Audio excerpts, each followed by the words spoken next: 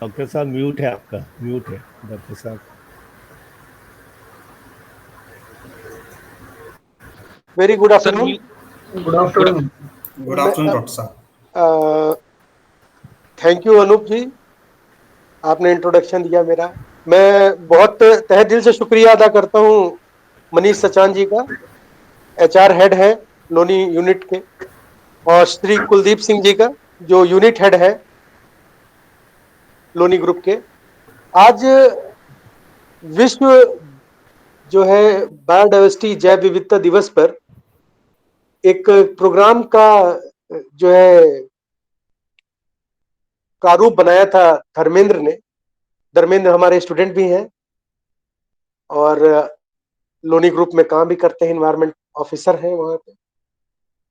तो एक प्रोग्राम बनाया कि सर इन्वायरमेंट पर आप जो है अपने विचार को बायोडाइवर्सिटी से संबंधित रखें। उसी के अंतर्गत जो है ये आपका प्रोग्राम है। और इसमें आज इस साल जो विश्व बायोडाइवर्सिटी दिवस इंटरनेशनल मनाया जा रहा है, उसका जो फोकल थीम है, इस थीम में बहुत सारे राज छुपे, बहुत सारी चीजें छुपी हुई हैं जिसको हमें समझना होगा। क्योंकि कोविड पेंडेमिक भी चल रहा है और समाज अपने एक नए मुकाम की तरफ मुड़ रहा है।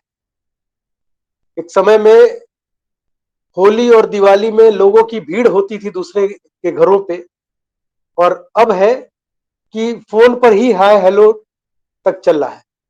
तो इस पेंडेमिक में जो है ये प्रोग्राम हम लोग जो बायोडाइवर्सिटी को लेकर कर रहे हैं आप लोग, तो इसका जो फोकल थीम है कि वी आर पार्ट। इसमें ये स्लाइड है, शेयर हो रही है इसमें। मेरी आवाज आ रही है? हेलो, आ रही है, आ रही है। आवाज आ आ रही रही है। है सर, आ रही है। तो इसमें जो है स्लाइड्स है वो शेयर हो रहे हैं। तो इस बार का जो थीम है वो है we are the part of the solution. इसमें एक लाइन लिखी हुई है, hashtag for nature. Hashtag for nature को समझने की जरूरत है और इसी को लेकर ये पूरा प्रोग्राम ही है। पिछले साल जब लोनी ग्रुप ने ये प्रोग्राम कराया था, डीसीएम के लोनी ब्रांच ने,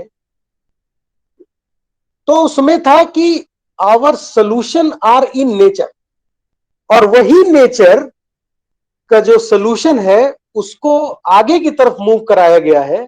इसीलिए वहां पर फॉर नेचर हैशटैग का इस्तेमाल किया गया। ये एक समझने वाली बात। फिर इसके बाद से हम बायोडाइवर्सिटी को थोड़ा सा और एक्सप्लोर करते हुए आगे बढ़ेंगे। इसमें मैं आपको ड्यूरिंग प्रेजेंटेशन 4 नई कहानियां सुनाऊंगा, और ये 4 नई कहानियां कैसे पर्यावरण से मनुष्य रिलेट करके अपने विविधताओं को बचा रहा है उस पर आधारित है। शुरुआत में जब हमारे ग्रंथों का निर्माण हुआ तो सबसे पहली सिविलाइज्ड सिविलाइजेशन थी हिंदुस्तान। सबसे पहली इंडस रिवर वैली सिविलाइजेशन। इससे पहले कोई सिविलाइजेशन नहीं एग्जिस्ट करती। पहली बार भारत के जो मूल वैदिक धर्म है उसमें छितजल पावक गगन समीरा, the 5 fundamental component of life के बारे में जिक्र किया गया। इसके पहले कहीं नहीं था, कहीं के टेक्स्ट में नहीं है, कहीं के भी टेक्स्ट में आप इसको नहीं पाएंगे कि छितजल पावक गगन समीरा मतलब 5 कंपोनेंट की बात की जाए। और यही 5 कंपोनेंट बिल्डिंग ब्लॉक है हमारे इस धरती के। हमें महात्मा गांधी जी ने एक बात कही थी कि प्रकृति के पास हमारी नीड को फुलफिल करने के लिए बहुत कुछ है, पर प्रकृति के पास हमारी ग्रीड को फुलफिल करने के लिए कुछ भी नहीं। इसको हमको बहुत समझना पड़ेगा। एक संतुलन है, एक बैलेंस है, और इस बैलेंस के साथ अगर हम चलेंगे तो हम एक ऐसे डेवलप्ड कंट्री के रूप में बनकर उभरेंगे जहां पर हमारा जो इन्वायरमेंट है वो भी कंजर्व रहेगा और विकास के पायदान को तो हम पा ही लेंगे, उसमें हमें कोई दिक्कत नहीं होनी। पर इन्वायरमेंट के साथ हम डेवलप करें, तो जब हम इन्वायरमेंट के साथ डेवलप करने की बात करते हैं, तो अभी कुछ दिन पहले मैंने एक सेमिनार में टर्म भी बोला था, सस्टेनेबल ग्लोबलाइजेशन। ग्लोबलाइजेशन तो जरूरी है, बिना ग्लोबलाइजेशन के तो कोई काम ही नहीं हो सकता, कोई कंट्री ही नहीं डेवलप कर सकती। पर सस्टेनेबल ग्लोबलाइजेशन जब करेंगे तो वह डेवलपमेंट एक सुनहरे भविष्य की तरफ हमें ले जाए। पूरे दुनिया में जिस तरह जैव विविधता का नुकसान हो रहा है, जिस तरह से लॉस ऑफ बायोडाइवर्सिटी हो रही है, उसकी क्षति की पूर्ति करना जो है वो संभव ही नहीं है कि हम किसी जगह एक शटडाउन मारें और हम उसको फिर से रीस्टार्ट करें और नेचर ऐसे काम कर, नेचर ऐसे काम नहीं करता। प्रकृति मनुष्य से नहीं है, मनुष्य प्रकृति से। कृपया नेक्स्ट स्लाइड कर दें। इन्वायरमेंट ये एक शब्द है जो कि एक फ्रेंच वर्ड इन्वायरोनियर से लिया गया है। इसकी उत्पत्ति कहां से हुई? एक क्रायल कवि थे, फिलोसोफर थे, उन्होंने अपने जो कविता है, अपनी रचनाएं हैं, उसमें इस शब्द का जिक्र किया और वहां से इन्वायरमेंट एक शब्द के रूप में अलग से उभर कर आया। अब यही सोचने की बात है कि क्या इंग्लिश लिटरेचर हमको जो बता रहा है कि हमने इन्वायरमेंट को इस ईयर में, इस ड्यूरेशन ऑफ टाइम में खोजा, इससे पहले भी कहीं इन्वायरमेंट तो रहा होगा। वही ऋग्वेद में है, छित जल पावक गगन समीरा, वो 5 कंपोनेंट ही को इन्वायरमेंट माना जाता है। बिना इन कंपोनेंट्स के हम कुछ भी नहीं। चाहे हम ग्रीन इकोनॉमी की बात करें, चाहे हम ग्रीन केमिस्ट्री की बात करें, अब हर जगह ये टर्म्स इस्तेमाल हो रहे हैं। ये इसीलिए है कि हम विकास के दौरान जब एक मुकम्मल मुकाम हासिल करें तो उस समय हमारे पास हमारे पेड़ भी हों। एक छोटे से ऑक्सीजन की कमी पूरे देश को हिला कर रख देती। और दुर्भाग्य देखिए हमारा मनुष्यों का, न हम पानी बना सकते हैं पीने लायक और न हम ऑक्सीजन। बिना प्रकृति की मदद के ये असंभव है। ये जो सिलेंडर्स में ऑक्सीजन भरे जा रहे हैं ये नेचर से लिए जाते हैं, और कोई टेक्निक नहीं है हमारे पास ऑक्सीजन निर्माण करने। और हम जो सोर्सेज हैं ऑक्सीजन के, उनका लगातार अनवरत कटान हम कर रहे हैं। जो सोर्सेज हैं पानी के, उसको हम लगातार दोहन कर रहे हैं, लगातार प्रदूषित कर रहे हैं। अभी तो कोरोना काल में आप हम लोग देख ही रहे हैं कि लाश को जलाने के लिए हमारे पास लकड़ियां नहीं है। डेड बॉडी को जलाने के लिए हमारे पास लकड़ियों की कमी हो गई। तो हमने क्या किया कि नदियों में फेंकना शुरू किया। हमने वाटर के इकोसिस्टम, वाटर की डाइवर्सिटी को नष्ट कर दिया। और जैसे जैसे जो जो डेड बॉडीज नदियों के किनारे डंप है, जो गाड़ी गई हैं, जब ये निकाली जाएंगी बारिश में, ये ऊपर आ जाएंगी, बालू बह जाएगा, ये सड़ेंगी। और ये क्या करेंगी? एक नया बायोलॉजिकल वेपन हम अपने एक्वाटिक इकोसिस्टम को दे दी। कौन सी मछलियां हम खाएंगे?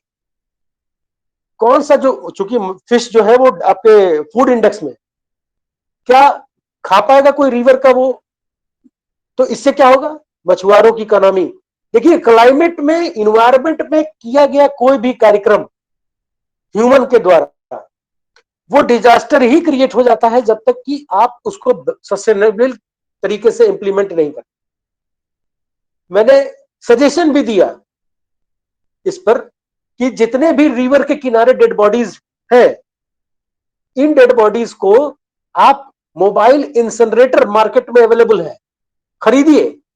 सरकार जब चाहे तब खरीद सकती, खरीदिए और खरीदने के बाद से इन इंसिनरेटर को रिवर्स के किनारे इंस्टॉल करा दीजिए।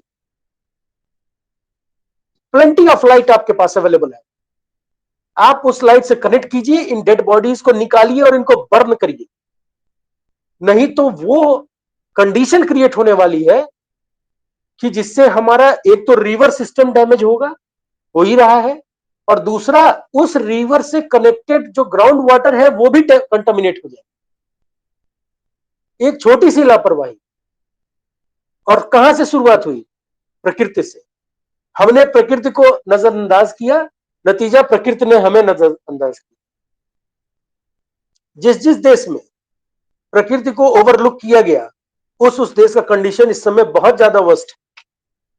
हम एक तरफ पेंडेमिक से लड़ रहे हैं, एक तरफ हमारे पास संसाधन भी खत्म हो रहे हैं। नेक्स्ट करेंगे प्लीज स्लाइड। अब हम बायोडाइवर्सिटी को समझे, एक टर्म है छोटा सा, वॉल्टर गिब्स रोसन ने दिया था इस टर्म को। बहुत बड़ी बात गिब्स ने कही 1986 में, और हम लोग आज इस पर चर्चा कर रहे हैं। इससे बड़ी बात हम लोगों के यहां भारत में कही जा चुकी।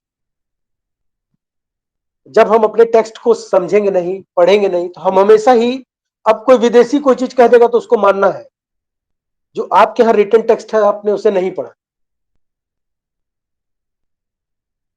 प्रकृति में हर चीज, अब गांधी जी ने 1945 से पहले ये बात कही थी, और यही चीज गिब्सन ने कही 1986 में, कि प्रकृति के लिए जितनी भी चीजें प्रकृति के पास है, कुदरती वसाइल जो भी है, वो हमारी नीड को फुलफिल करेंगे, ग्रीड को नहीं। और उसके लिए हमको उनको कंजर्व करना पड़ेगा, और यही कंजर्वेशन उस रिसोर्स का एक महत्वपूर्ण पायदान है, और यही बायोडाइवर्सिटी को इंपॉर्टेंट बनाता है, महत्वपूर्ण बनाता है, कि हम अपने क्लाइमेट चेंज जैसे विषयों को हैंडल करें। अगर हमको क्लाइमेट चेंज को हैंडल करना है ग्लोबल, तो we should have to conserve our biodiversity first. क्योंकि जो बायोडाइवर्सिटी कंजर्वेशन का जो फंडामेंटल बेसिक टूल है, वह टूल जो है वो हम ही लोगों से शुरू होगा, इंडिविजुअल पॉपुलेशन से शुरू होगा, इंडिविजुअल स्पीसीज को करना होगा। पूरे सोलर सिस्टम में पहले 9 प्लैनेट हुआ करते थे, 9 ग्रह, अब 8 ग्रह हो गए हैं, प्लूटो को हटा दिया गया है। पूरे सोलर सिस्टम में कहीं भी कोई ऐसा प्लैनेट नहीं है जहां पर हम जिंदा रह सके। अगर हमको चंद्रमा पे मौजूद पानी को पीना होगा या मंगल पर रहना होगा, तो हमारी तनख्वाह बिल गेट्स के बराबर होनी चाहिए। अब पूरे धरती की वासियों की तनख्वाह बिल गेट्स के बराबर तो नहीं हो सकती ना। तो कहीं ना कहीं एक हम जो है जियोपर्डाइज सिचुएशन में पहुंच जाएंगे, जो कि मानव की सभ्यता को खत्म करने के लिए काफी। नेचर एक सेंसिटिव बैलेंस है, इतना सेंसिटिव बैलेंस है कि हम उसमें कोई चीज ऐड कर दें तो वो पोल्यूटेंट की कैटेगरी में तुरंत पहुंच जाएगा, और कोई चीज एक्सट्रैक्ट करना शुरू करे तो वो दोहन में आएगा।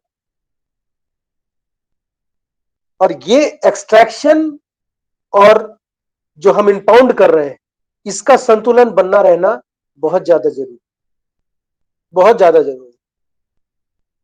हमारे पास जंगल है, पर हम उसे काट कर डेड बॉडी को बर्न नहीं कर सकते, ये जान लीजिएगा। बहुत लोगों के मन में सवाल आ रहा है, और आता भी है, कि अरे इतना सारा जंगल है, काट के डेड बॉडी को जला सकते। नहीं, उन जंगलों का रोल अलग है, वो अलग चीज के लिए कंजर्व किए गए। ऐसा नहीं है उसका इस्तेमाल हम वहां पे नहीं कर सकते। Next please.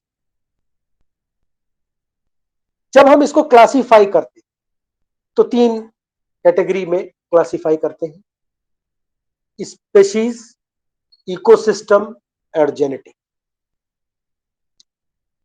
3 तरीके के बायोडाइवर्सिटी इस धरती पर एग्जिस्ट करती है। स्पेसीज बायोडाइवर्सिटी मतलब कई सारे विभिन्न प्रकार के स्पेसीज। अब विभिन्न प्रकार के स्पेसीज को देखिए, विभिन्न प्रकार के स्पेसीज मतलब कि हम हैं, आप हैं, और 4-5 अलग अलग लोगों को है, कोई किसी धर्म का, कोई किसी मजहब का है, वो अलग स्पेसीज नहीं है, वो एक ही स्पेसीज है, होमो सैपियंस सैपियंस, जिसको कहते हैं वाइज मैन। बर्ड एक स्पेसीज, एलिफेंट एक स्पेसीज, काऊ कई सारी प्रजातियों की काऊ होती है, पर काऊ एक स्पेसीज। तो इन स्पेसीज को, इंडिविजुअल स्पेसीज का कंजर्वेशन, इंडिविजुअल स्पेसीज की डाइवर्सिटी को हमको कैसे प्रोटेक्ट करेंगे? हमको कई सारे फॉरेस्ट एरिया को कंजर्वेशन में लाना होगा, कई सारे, क्योंकि ये रिसोर्सेज हैं हमारे, जितना ज्यादा हमारे पास बायोडाइवर्सिटी रहेगा उतना बढ़िया हमारा रिसोर्स रहेगा, उतना बढ़िया हम हर चीज में डेवलप करेंगे, चाहे इको टूरिज्म हो, चाहे एजुकेशन हो, चाहे किसी भी सेक्टर में, इंडस्ट्री सेक्टर हो, चाहे कोई भी, हमारा जो बायोडाइवर्सिटी इंडेक्सिंग है वो हमेशा ही अच्छा होना चाहिए। दूसरा है इकोसिस्टम। कई प्रकार के इकोसिस्टम होते हैं, मेजरली एक्वाटिक इकोसिस्टम और टेरेस्ट्रियल इकोसिस्टम। पूरे धरती को दो भाग में बांटा गया है, या तो जल है और या तो थल है। तो जल में मौजूद जो भी स्पीसीज है उनका कंजर्वेशन एक्वाटिक इकोसिस्टम के अंतर्गत आता है, और जो टेरेस्ट्रियल है, जो थल है, उनका इकोसिस्टम, उनका कंजर्वेशन टेरेस्ट्रियल इकोसिस्टम के अंतर्गत आता है। इकोसिस्टम को कंजर्व करने का क्यों जरूरी है? क्योंकि इकोसिस्टम बायोम का निर्माण करता है, ग्लोबल बायोम का निर्माण करता है, और यहीं से इन्वायरमेंट जो है वो बहुत बड़ा टर्म भी बन जाता है। एक बायोम का होना, हालांकि बायोम हर लॉन्गिट्यूड लैटिट्यूड पर डिफरेंट है, पर ग्लोबल बायोम का कंजर्वेशन हमारे लिए जरूरी है। और ग्लोबल बायोम का कंजर्वेशन कैसे होगा? जब हमारा इकोसिस्टम ठीक रहेगा। इकोसिस्टम कैसे ठीक रहेगा? जब हमारा स्पीसीज डाइवर्सिटी इंडेक्स अच्छा रहेगा।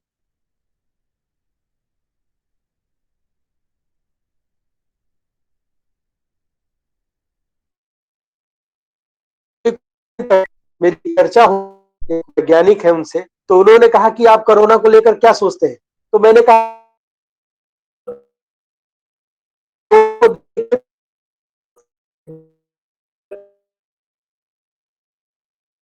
साइंटिस्ट को नोबेल प्राइज मिल जाता। कितनी खतरनाक चीज उसने डेवलप कर दी।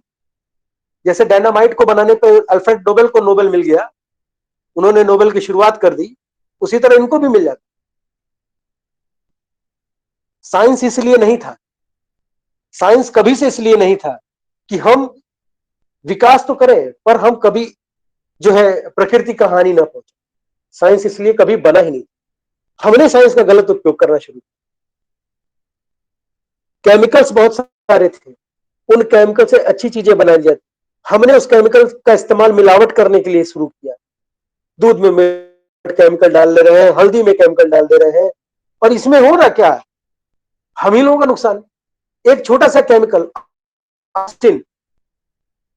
ऑक्सीटोसिन का इस्तेमाल गाय को दूध देने के लिए, दूध का प्रोडक्शन बढ़ाने के लिए किया जाता है। अब आप देखिएगा ऑक्सीटोसिन ने क्या किया, किस डाइवर्सिटी इंडेक्स पे इंपैक्ट डाला। ऑक्सीटोसिन का दूध को निर्माण करने के लिए इस्तेमाल किया गया, गायों को दिया गया, और ये ऑक्सीटोसिन जब गायों में गया, उसके बाद से जब गाय और भैंस का डेथ हुआ तो फिर यह कन्वर्ट हुआ डेक्लोफेनान में, और ये डेक्लोफेनान ने क्या किया? वल्चर्स को खत्म कर दिया। वल्चर्स की स्पीसीज एकदम हाशिए पे आ गई। अब वल्चर क्या थे? स्कैवेंजर थे। कहीं डेड बॉडी पड़ी है, वल्चर के झुंड आ गए। वो तो मैं, बहुत सारे लोग इसमें हैं जो कि 80 प्लस पे है, तो वो गिद्ध देखे होंगे अपने समय में। मैंने देखा है, मैं भी उसी लकी कैटेगरी में हूं। आजकल के बच्चों को गिद्ध को हमको दिखाना पड़ता है कि भाई देखो तुम यहां पे मिलेगा, इंटरनेट पे दिखेगा, ऐसे नहीं दिखता। पहले हम लोग के कॉलेज के ऊपर से स्कूल पे दिख जाता था। खत्म हो गए वल्चर्स। तो एक गलती हमने की और नतीजा कितना बड़ा खामियाजा भोगना पड़ा। एक केमिकल। अब ऑक्सीटोसिन का इंपैक्ट ह्यूमन पे कैसे पड़ता है, आपको मैं यहां पे थोड़ा सा बता दूं। ऑक्सीटोसिन का इंपैक्ट ह्यूमन बीइंग पर पड़ता है ऐसे कि अगर आपने ऑक्सीटोसिन मिल्क का ज्यादा प्रयोग किया तो आपके फर्टिलाइजेशन प्रक्रिया स्लो डाउन हो जाएगी। यही चीज औरतों में भी लगता है। अब सोचिए, और वो ऑक्सीटोसिन नेचर तो बनाया नहीं, वो तो हमने बनाया ना, वो हमने बनाया। और हमारे द्वारा बनाया गया केमिकल बहुत सारे स्पीसीज को हर साल एक्सटिंक्ट कर रहा है, बहुत सारे स्पीसीज को। तो हमको जेनेटिक रिसोर्स को कंजर्व करना होगा। हमको ऐसा कोई केमिकल या कंपोजिशन नहीं तैयार करना है जो हमारे जीन लेवल पर इंपैक्ट डालना शुरू कर दे। शुरुआत में ग्रीन रेवोल्यूशन शुरू हुआ, ठीक है, हमें खाने की जरूरत थी, अनाज के बिना कोई देश नहीं चल सकता, हमें खाद्यान्न की जरूरत थी, हमने बेधड़क तरीके से ग्रीन रेवोल्यूशन किया, डीडीटी का इस्तेमाल किया। डीडीटी मॉडिफाई हो जाता है और बॉडी में एक्यूमुलेट हो जाता है बहुत आसानी से, और हर ग्लैंड और एडिपोज टिश्यू में जमा हो जाता है। डीडीटी ने क्या किया? डीडीटी ने मनुष्य को क्या दिया? डीडीटी ने मनुष्य को भयानक पैदावार दी, और दिल्ली से पंजाब और पंजाब से दिल्ली जाने के लिए एक ट्रेन भी दी, कैंसर स्पेशल। पंजाब में औरतों के कहते हैं कि मां का दूध अमृत होता है, मां के दूध में डीडीटी सैंपल, मां के दूध में डीडीटी का सैंपल, मां के दूध को तो छोड़िए, गाय के दूध में डीडीटी का सैंपल। आने वाली पीढ़ियों को हम क्या दिए? जो हमारे बाबा दादा ने हमें जैसा पर्यावरण दिया वैसा हम दिए। वही वही मैं कहूंगा कि जो महात्मा गांधी जी ने कहा था वो आज भी उतना ही सही है जितना उस समय था, उसको हम लोग फॉलो ही नहीं। और नतीजा कि अब हमारी जेनेटिक डाइवर्सिटी पर इंपैक्ट आ रहा है, बहुत सारे जीनेटिक स्पीशीज विलुप्त हुए, पैसेंजर पीगन, डोडो बर्ड, क्वागा। मैंने लियोनार्डो डी कैप्रियो फाउंडेशन के साथ काम किया है। लियोनार्डो डी कैप्रियो आप लोग जानते होंगे, टाइटैनिक का हीरो है, और उनकी वो पर्यावरण पे काम करने वाली उनकी सबसे बड़ी ऑर्गेनाइजेशन है एलडीएफ। मैंने उनके साथ काम किया। जेनेटिक कंजर्वेशन को लेकर इतना, माने हम, चूंकि जागरूकता तो है नहीं लोगों में, लोगों तक अभी किसी को कहो कि हमको पर्यावरण को बचाना है तो कहेगा बहुत सारे पेड़ है, जागरूकता तो उसको है नहीं। तो अवेयरनेस कैंपेन चलाती है all over world, UN messenger of peace है रहे वो, तो उनसे भी मेरी इस पे चर्चा हुई जेनेटिक कंजर्वेशन के लिए, जीन पूल मैनेजमेंट प्रोग्राम को कैसे इन्फ्लुएंस किया जाए, कैसे प्रमोट किया जाए, क्योंकि हमारे पास एक समय में बहुत सारी स्पीशीज विलुप्त होने वाली। अभी बहुत लोग कह रहे थे कि कोरोना ह्यूमन में है, अब कोरोना एनिमल में जा रहा है। क्या कर रहा है कोरोना? ट्रॉपिक लेवल को चेंज कर रहा है। इकोसिस्टम में ट्रॉपिक लेवल होते हैं, वो अपने ऑर्डर ऑफ लेवल को चेंज कर रहा है, और ऑर्डर ऑफ लेवल को चेंज करना किसी भी वायरस को खतरनाक बना सकता है। अगर आप लोग परमिट करें तो मैं एक छोटी सी जानकारी आपको कोरोना के ऊपर भी दूं यहां पर। या प्लीज प्लीज दीजिए।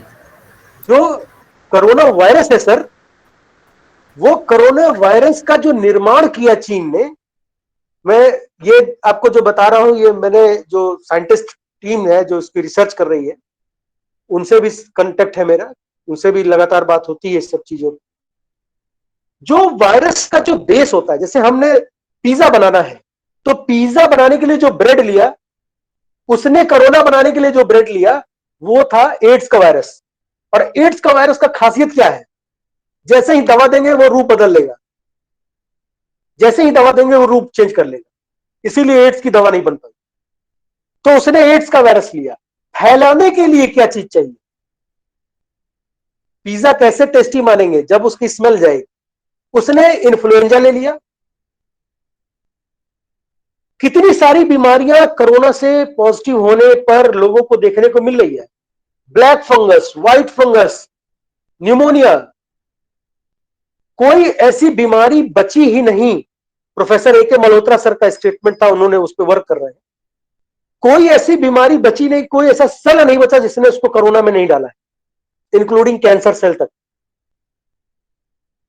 हम एक स्ट्रेन के लिए बना रहे हैं, एक स्ट्रेन म्यूटेट। ये जो वेव बोलते हैं ना, पहला वेव, दूसरा वेव, ये वेव कुछ नहीं है, ये वेव वही स्ट्रेन म्यूटेट हो जा रहा है, और हर बार म्यूटेशन से उसकी क्षमता बढ़ रही है,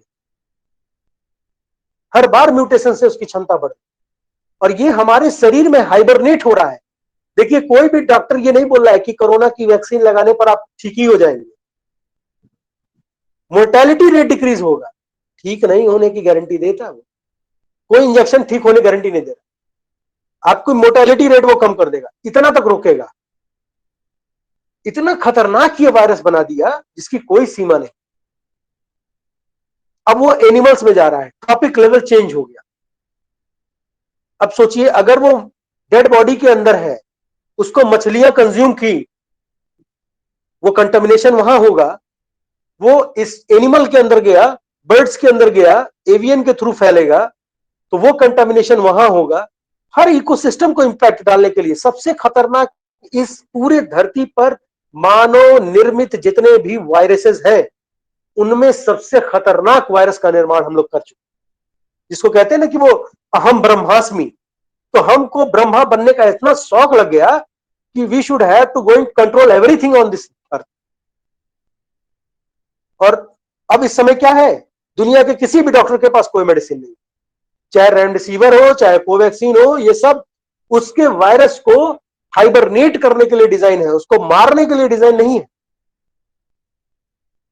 पोलियो का वैक्सीनेशन होता है, पोलियो मर जाता है। बीसीजी का टीका लगता है, मर जाता है। पर यहां पर कोरोना के टीका से कोरोना मरेगा नहीं, वो आपके शरीर में रहेगा, और जिस पल आपका इम्यून सिस्टम कमजोर होगा वापस। तो हमने जेनेटिक डाइवर्सिटी को नुकसान पहुंचाने के लिए जो एक ट्रिगर किया है, इसका लॉन्ग टर्म इंपैक्ट अभी देखने को मिलेगा। अभी काफी लंबी चलेगी ये जंग। बीबीसी के न्यूज में था 36,000 म्यूटेशन होने की पॉसिबिलिटी इसके पास है। 36,000 म्यूटेशन, 36,000। अभी जो हम दवा ले रहे हैं वो कोरोना का जो पहला स्ट्रेन था उस पर कारगर है, दूसरे को वो जो है हाइबरनेट कर रहा है।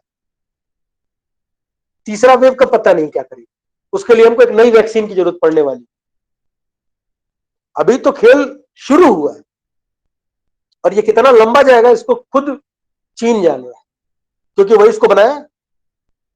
उसने कहा कि उसका बनाया हुआ मेन स्ट्रेन उसने डिलीट कर दिया। अगर मेन स्ट्रेन रहता तो मेन स्ट्रेन से एक टीका बनता और पूरे दुनिया में लागू होता और सारे म्यूटेशन को रोका जा सकता था।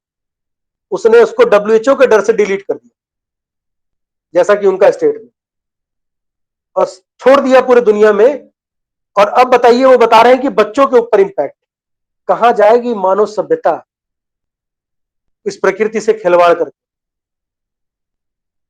किसी न्यूज चैनल में भी 3-4 दिन पहले वो तात्या तूफान के कारण बहुत जगह बिजली हुई थी, किसी न्यूज चैनल ने यह कवर नहीं किया कि केरल के वेस्टर्न घाट में 18 एलिफेंट बिजली के गिरने से मर गए।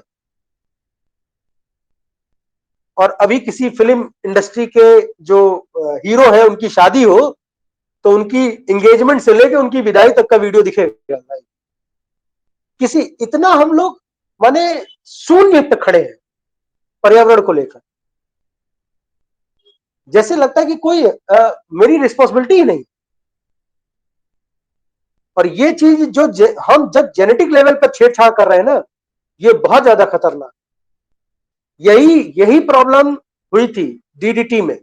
डीडीटी के छिड़काव पर रोक लगाने की बात की, बाद में अब जाके उसमें सरकारों ने एक्शन लिया कि भाई डीडीटी को बैन कर दी, और तब तक उसने अपना रूप दिखा लिया। क्या गलती है उन दूध मुहे बच्चों की जो अभी जस्ट पैदा हुए हैं? मां का दूध पीना डॉक्टर कहता है कि अमृत है, और डीडीटी का सैंपल उनके शरीर में जा रहा है। कैंसर स्पेशल ट्रेन चलती है। नेक्स्ट कर लें प्लीज इसको। तो ये स्पीसीज डाइवर्सिटी, इकोसिस्टम डाइवर्सिटी और जेनेटिक डाइवर्सिटी के बारे में मैंने बताया इसको, जो हम लोग अभी डिस्कस कर रहे थे। नेक्स्ट, अब हम इसको नापते कैसे हैं? बायोडाइवर्सिटी का मेजरमेंट टूल क्या है? 3 मेजरमेंट सेगमेंट, अल्फा, बीटा और गामा। ये पैरामीटर दिए गए। ये पैरामीटर साइज पर डिपेंडेंट है, ये इंडेक्सिंग और रेटिंग पर डिपेंडेंट है। नेक्स्ट कर ले प्लीज। अल्फा डाइवर्सिटी की जब हम बात करते हैं, तो नंबर की बात होती है, काउंटिंग ऑफ स्पीसीज की बात होती है। जैसे हम देखते हैं नेशनल जियोग्राफिक या डिस्कवरी चैनल्स में वो रेडियो कॉलर लगा देते हैं, स्पीसीज के काउंटिंग के लिए किया जाता है। बीटा डायवर्सिटी स्पीसीज का जो आपका कंजर्वेशन है, उसको उस इन्वायरमेंट के साथ इंटरेक्ट करके कंपोजिशन को हम चेक करते हैं, क्या वो स्पीसीज उस इन्वायरमेंट में फर्जाइल ग्रोथ कर रही है, उसकी फर्टिलिटी रेट अच्छी है कि नहीं है। गामा डायवर्सिटी जो अप्लाई होती है वो कलेक्टिवली डायवर्सिटी का एक सेगमेंट हम चेक करते हैं, और हमको तीनों पैरामीटर को संतुलन में रखना हो, तीनों पैरामीटर। और यहां पर जो मैंने शुरुआत में आपको बोला था कि 4 कहानियां हैं, तो 4 छोटी छोटी बहुत मजेदार कहानी है इसमें। पहली कहानी है नॉर्वे की। नॉर्वे में जो मछुआरे थे, क्योंकि मछुआरे तो वहां पे भाई वो उतना शिक्षित नहीं, वो मछलियां खूब मारना शुरू किए, और वहां पर कॉड फिश की शिकार होता है। कॉड फिश को 80% ऑफ ग्लोबल कॉड फिश जो होता है वो नॉर्वे सप्लाई करती है अकेले। उन्होंने बहुत सारे कॉड फिश का शिकार किया। नतीजा यह हुआ कि उस शिकार के दौरान जो छोटी मछलियां थी जिस पर वो कॉड फिश निर्भर थी, वो भी शिकार के साथ चली आती, उनके जाल में चली आती। नतीजा क्या हुआ कि खाना खत्म हुआ, कॉड फिश खत्म हो गई। 9 साल तक, आप कल्पना नहीं कर सकते हैं, 9 साल तक वहां के मछुआरों का जीवन नरक हो गया। 9 साल तक वहां पे मछलियां नहीं मारी गई। एक बहुत बड़ा आंदोलन हुआ, 50,000 लोगों की नौकरियां चली गई। लोगों ने स्टैंड अप लिया, और फिर उसके बाद धीरे धीरे करके फिर से वो इकोसिस्टम डेवलप होना शुरू, जो एक्वेटिक था कॉड के लिए। सारी मछलियां हर समुद्र के लिए अलग अलग वैरायटी है। इसमें हम छेड़खानी करते हैं। जैसे प्रशांत महासागर में कोई भी पनडुब्बी है, तो पनडुब्बी काम करती है बायोन्सी पर, मतलब वो अपना भार को बढ़ाने के लिए समुद्र का पानी खींचती है, और समुद्र के ऊपर जब उसको आना होता है तो पानी छोड़ती है। तो प्रशांत महासागर का छोटा छोटा डायोटम्स और स्मॉल बोनी फिशेस जो है वो अपटेक होती हैं, और हिंद महासागर या इंडियन ओशन या मेडिटेरियन में होते हैं, और फिर वो शिप जहां ऊपर आती है। नतीजा, बे ऑफ बंगाल में बहुत सारा जो हमारा 700 एक्सक्लूसिव इकोनॉमिकल जोन है, वहां की बहुत सारी मछलियां खत्म हो गई। भारत की बात बता रहा हूं, नॉर्वे का एग्जाम्पल है, भारत में इंप्लीमेंट हो रहा है, और अभी भी हम जागरूक नहीं। भारत में मत्स्य जो फिशरी है, जो कि हमारा समुद्र से आ रहा है, इसके जो उत्पादन क्षमता है वो गिर रही है, वो गिर रही है। और चाहे इसको हम माने और चाहे ना माने, एक दिन होना है। हम भी नॉर्वे की तरह कुछ ना कुछ फेस करेंगे। दूसरी कहानी रोशन सी की है, अंटार्कटिका। रोशन सी में पूरे दुनिया का सबसे फ्रेश वाटर इकोसिस्टम का लास्ट वो बचा है, और रोशन सी में वहां के इकोसिस्टम को बचाने के लिए लोगों ने यूएन के आगे रिपोर्टिंग की 12 साल, और यूएन को केवल एक दस्तावेज पे साइन करना था, केवल एक दस्तावेज पे, कि भाई ठीक है, हम वहां पर कोई भी माइनिंग एक्टिविटी नहीं करेंगे, कोई भी वहां पे प्रदूषण करेगा तो उसको हम दंडित करेंगे। 11 साल लग गए, यूनाइटेड नेशन को 11 साल लग गए। सोचिए, एक आम आदमी अगर पर्यावरण के लिए जागरूक नहीं है तो उसकी गलती नहीं है, क्योंकि वो पढ़ा नहीं। यूनाइटेड नेशन की बात करें तब क्या करेंगे आप, तब क्या स्टेटमेंट होगा? ग्लोबल लेवल की बात बता रहे। फिर इंडोनेशिया, बायोडाइवर्सिटी कंजर्वेशन में कांगो बेसिन, फिर उसके बाद से आपका अमेज़न रेन फॉरेस्ट, और जो आपका सुमात्रा इंडोनेशिया, ये 3 जो फॉरेस्ट है वो दुनिया के सबसे बेहतरीन जंगल है, जो सबसे ज्यादा कार्बन डाइऑक्साइड को एब्जॉर्ब करके हमें रिच अमाउंट में ऑक्सीजन देते हैं। जिसमें से इंडोनेशिया वाला बहुत ज्यादा इंपॉर्टेंट है, गौर कीजिएगा, बहुत ज्यादा इंडोनेशिया वाला इंपॉर्टेंट है। क्यों? क्योंकि इंडोनेशियन फॉरेस्ट पीट पर निर्भर करता है, उसका सॉइल पीट सॉइल है। पीट सॉइल पूरे दुनिया के फॉरेस्ट का अकेला 10% ज्यादा कार्बन डाइऑक्साइड को सोखता है। और इंडोनेशिया में पाम ऑयल की खेती के लिए वहां के फॉरेस्ट को जानबूझकर जलाया जा रहा है, जैसे ब्राजील में जलाया जा रहा है। मीडिया आपको नहीं दिखाई, नासा के फ्रिम साइट पे हम लोगों ने उसको पढ़ा है। फ्रिम एक सॉफ्टवेयर है, उस सॉफ्टवेयर के अंतर्गत पता चलता है कि फायर कहां कहां लगी पूरे वर्ल्ड में। और उसके तहत ब्राजील में जलाया गया अमेज़न फॉरेस्ट को, क्योंकि उनकी आबादी बढ़ रही है, एक्सपेंशन ऑफ पॉपुलेशन, उनके पास रहने को जगह नहीं, फॉरेस्ट एरिया को वो इंक्रोच करेंगे, चाहे वो एग्रीकल्चर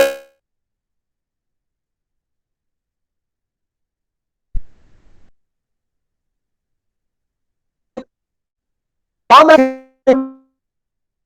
रही है, पैसे के लिए हो रही है। ये उनके कुएं में जैसे हमारा कोयले का भंडार खत्म हुआ, रिसोर्स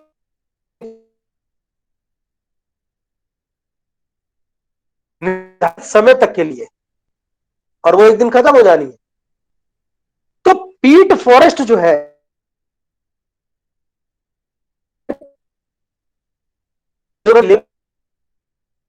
तो वापस है, पीट उपजाऊ भी होती है।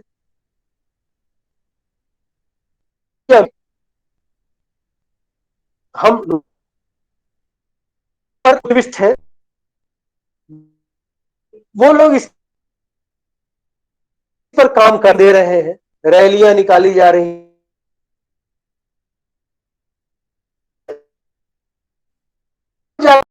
सरकार इस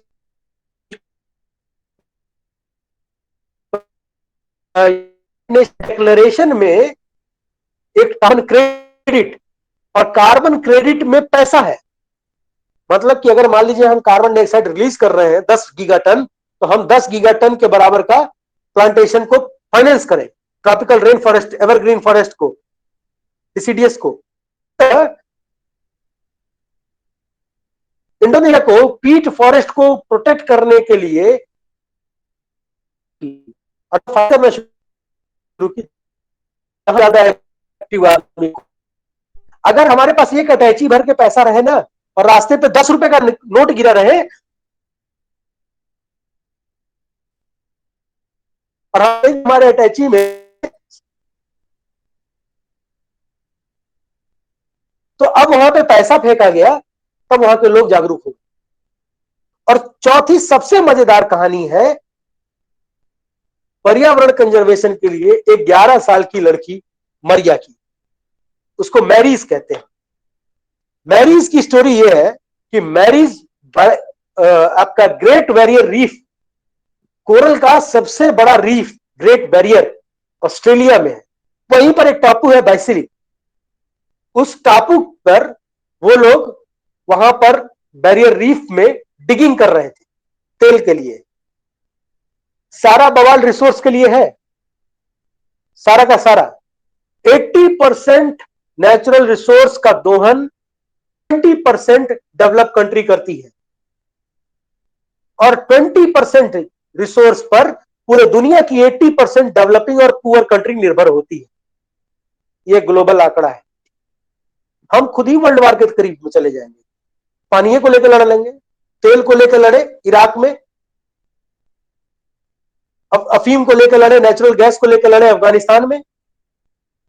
सारा कुछ बवाल रिसोर्स का है, चाहे वो लैंड हो, चाहे वो ऑयल हो, चाहे वो अफीम हो, चाहे वो नेचुरल गैस हो, सारा का सारा। जो भी चाइना इंक्रोच कर रहा है, वो भी देखिए आप, जिस जगह पे उसने अपना जो है कॉन्टिनेंट बनाना शुरू किया है इंडोनेशिया के आगे, वो भी ऑयल रिग के लिए कर रहा है, रिसोर्स है तेल। जबकि दुनिया का सबसे बड़ा सोलर प्लांट को मैन्युफैक्चरिंग करने वाला कंट्री है चाइना। फिर भी तेल के लिए वो कब्जा कर रहा है, रिसोर्स के लिए कब्जा कर रहा है।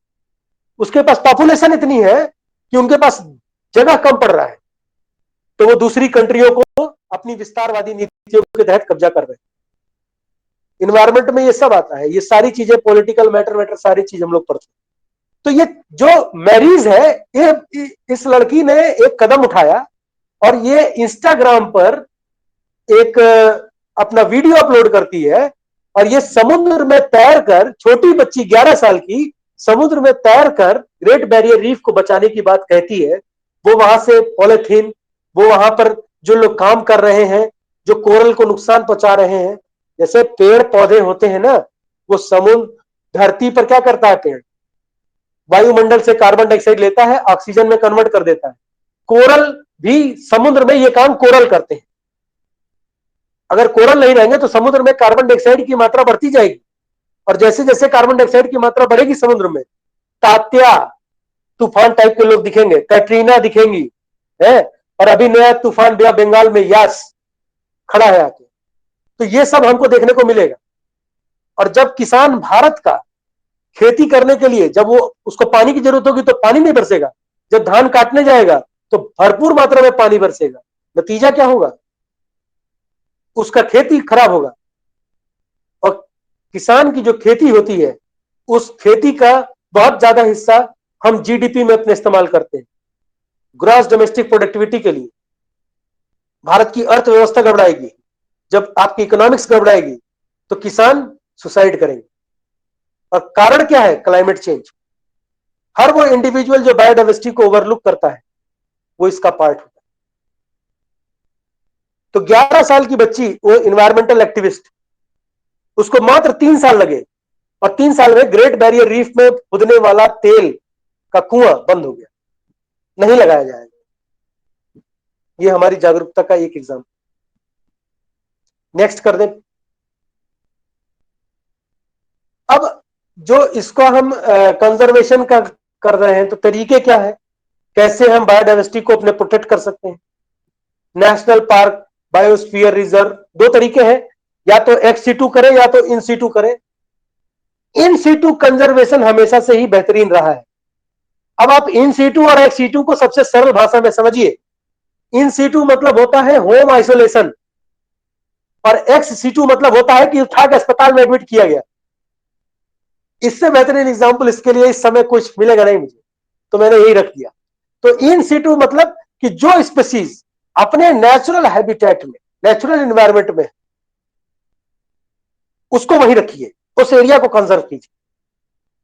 और उस एरिया को कंजर्व करने के लिए, चाहे नेशनल पार्क हो, चाहे आपका वाइल्ड लाइफ सेंचुरी हो, चाहे बायोस्फीयर रिजर्व हो, इन तीनों में से कोई भी एक्टिविटी कंजर्वेशन की करने के लिए आपको पहला काम होगा करना कि अपने बायोडाइवर्सिटी को बचाएं। फर्स्ट मेजर स्टेप पर है आपका कि बायोडाइवर्सिटी को कंजर्व। दूसरा एक्स सीटू कंजर्वेशन आता है। एक्स सीटू कंजर्वेशन में हम उस स्पीसीज को ले आए, ले आकर चिड़ियाघर में रख दिए, ले आके हमने उसको जो है सीड बैंक का, अगर कहीं का बिया मिल गया तो सीड बैंक में रख दिया, जीन पूल मैनेजमेंट किया।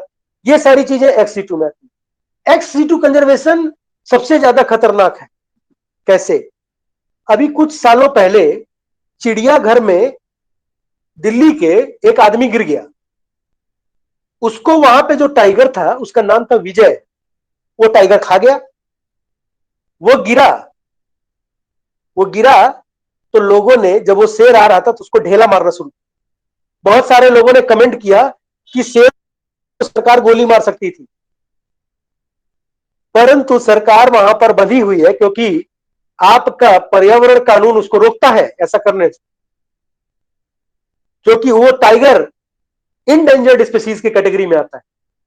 देखिए, जो पर्यावरण का कानून है डाइवर्सिटी को लेकर, वो थोड़ा सा स्ट्रिक्ट, तो वो इंडेंजर्ड स्पीसीज के कैटेगरी में आ गया। और जब वो इंडेंजर्ड की स्पीसीज की कैटेगरी में आ गया तो उसको मार नहीं सकते। चिड़ियाघर में या एक्स सीटू द्वारा किया गया कोई भी एक्टिविटी बड़े बड़े प्रोजेक्ट को फेल कर दिया, जैसे प्रोजेक्ट टाइगर फेल्योर है। कैसे फेल्योर है?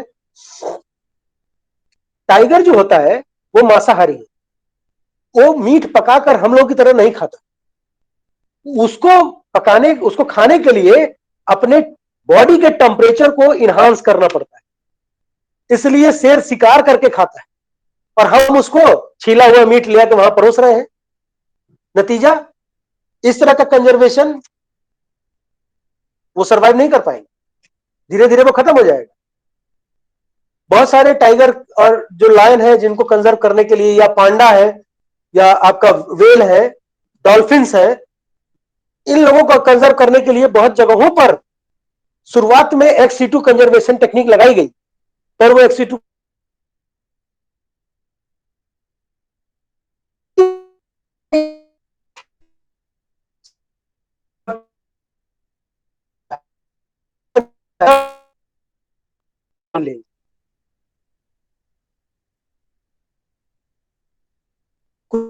वोकल से वोकल हो गए।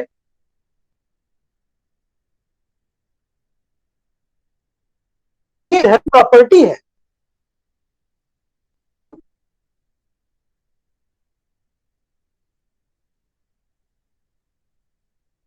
हमारे लिए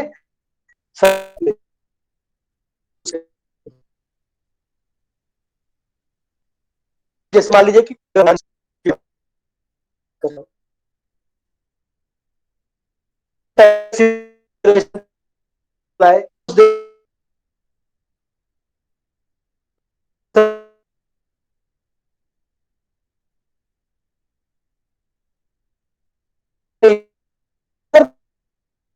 में प्रिजर्व करेंगे,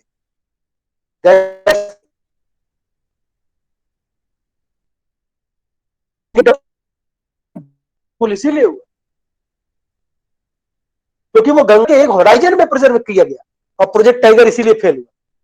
बायोडाइवर्सिटी को समझना जरूरी है। हम इन्वायरमेंट के किसी भी पहलू को, किसी भी इकोसिस्टम को ठीक कर सकते हैं।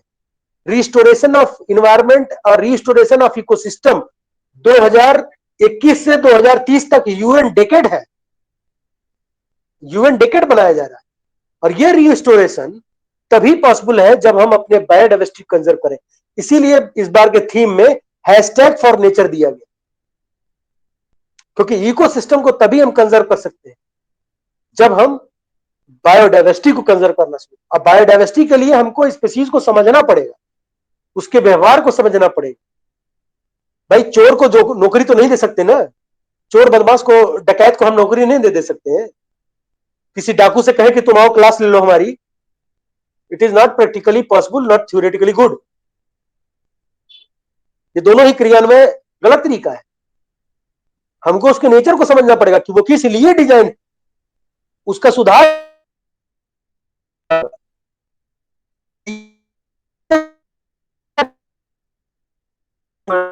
प्रेमिसेस जो उसका है, उसका ओनर ऑफ द प्रेमिसेस, उसको टैकल करें। वो क्लासरूम को डील नहीं कर सकते। इंडस्ट्री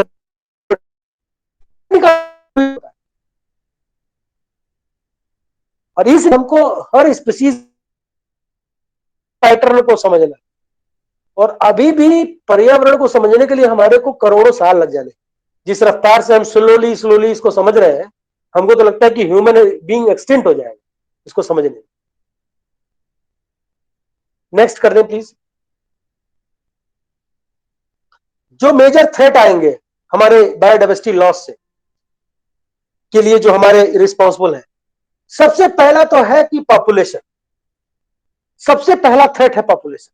पर्यावरण में किसी चीज के लिए, देखिए इकोनॉमिक पॉइंट ऑफ व्यू से तो पॉपुलेशन का बढ़ना सही है, क्योंकि जितना ज्यादा जनसंख्या होगी उतना ज्यादा माल बिकेगा। परंतु पर्यावरण के लिहाज से पॉपुलेशन सबसे बड़ा सरदर्द है। भारत की तुलना, अभी लोग कह रहे थे कि कोरोना को हम कंट्रोल नहीं कर पा रहे, अमेरिका कंट्रोल कर रहा है। अमेरिका की आबादी और भारत की आबादी आप देखिए, अमेरिका का एजुकेशन और भारत का एजुकेशन देखिए, अमेरिका का डिसिप्लिन और भारत का डिसिप्लिन देखिए, अमेरिका का टैक्स पेयर और भारत का टैक्स पेयर देखिए। सारी कुछ चीजें फाइनेंस से चलती हैं, और सेना उतनी रखनी चाहिए जिस पर आपका कमांड हो। ऐसी सेना मत रखिए कि आपको बोले दाएं तो सारी सेना बाएं। तो पॉपुलेशन हर प्रॉब्लम की एक मजबूत जड़ है और जनसंख्या नियंत्रण के लिए उठाया गया कोई भी कदम दुनिया में आज तक सक्सेसफुल नहीं रहा। उसका मुख्य कारण यह है कि हम जनसंख्या से उठने वाली समस्याओं को अवेयर नहीं करते लोगों को। हम अवेयर नहीं कर रहे हैं लोगों को अभी भी। जनसंख्या में वोट बैंक बनना मंजूर है हमें कि हम वोट बैंक बन जाएंगे। हम ये नहीं जान रहे कि हमारी आबादी बढ़ने से हमारे पर्यावरण पे कितना स्ट्रेस पड़ रहा है। या तो हम चीन जैसे कम्युनिस्ट हो जाएं कि वन चाइल्ड नियम लगा दें, पर उसमें एक डीमेरिट है। वन चाइल्ड का नियम लगाने पर क्या होगा कि हमारा जो पिरामिड ऑफ डेमोग्राफ का पिरामिड है वो गड़बड़ा जाएगा। चीन में 62%। अगर भारत से चीन का युद्ध हो जाए तो लड़ेगा कौन? वहां तो बुजुर्ग बच्चे हैं। ये समस्या हो जाएगी खड़ी। अब जाके चीन की पॉलिसी में आया कि अब 2 चाइल्ड की परमिशन उन्होंने दी। इसीलिए जनसंख्या को कंट्रोल करने के लिए जो भी कदम सरकारें उठाएंगी वो हमेशा से फेल हो जाएगा, जब तक कि हम उसको अवेयर करते नहीं है, समझाते नहीं है, उनको उनके एजुकेशन में नहीं डालते कि भाई तुम्हारे को इससे ये नुकसान हो रहा है, अब आपको उसको समझना है, तब जाके आदमी अवेयर होगा। वो कहावत भी हिंदी में है, जाके फाटे बेवाई ता जाने होकर पीर पर आई। जिसके पैर में बेवाइयां फटती हैं वही उसका दर्द समझ सकता है, दूसरा नहीं समझ सकता है। कोरोना लोग कह रहे हैं कोरोना का प्रॉब्लम है।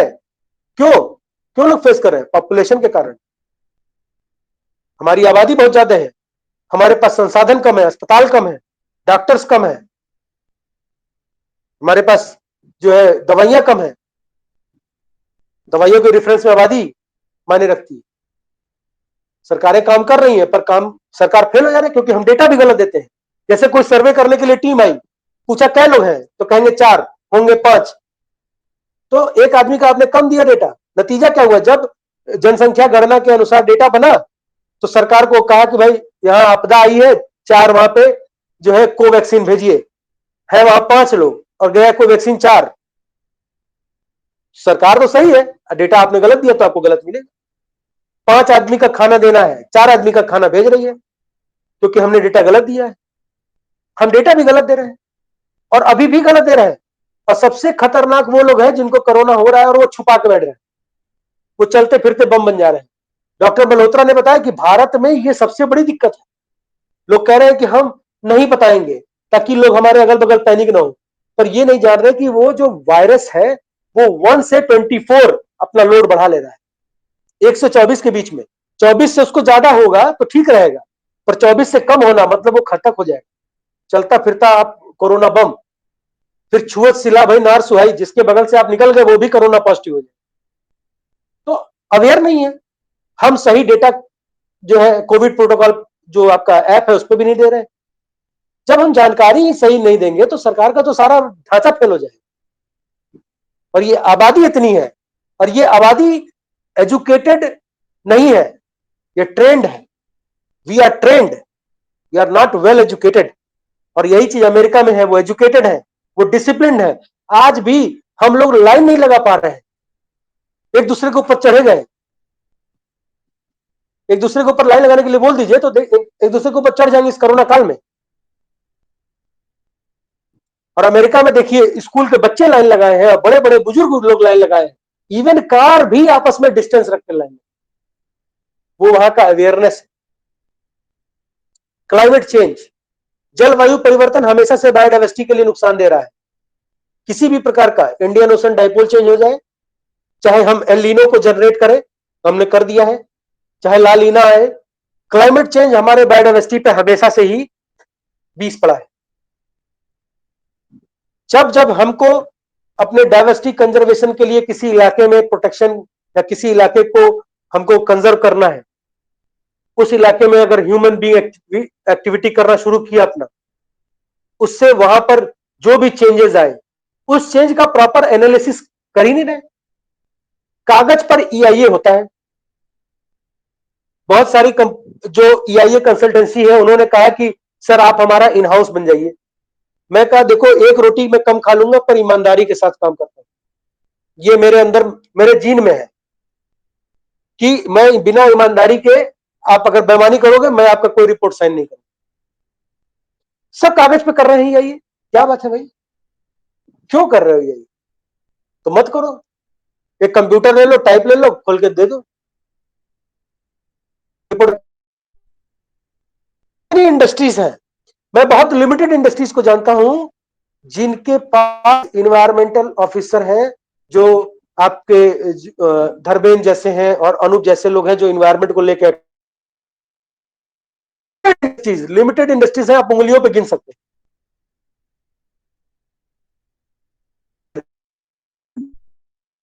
लेक्चर खत्म,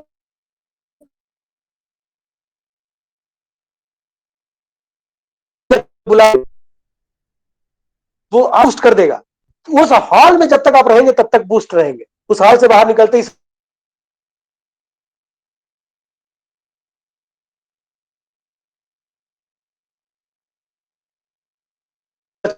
हैबिटेट लॉस होगा, पोल्यूशन होगा, पोल्यूशन से हैंडल करना।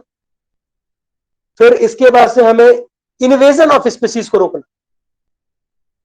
Invasion of species shifting of eco करता है, शिफ्टिंग ऑफ इसके को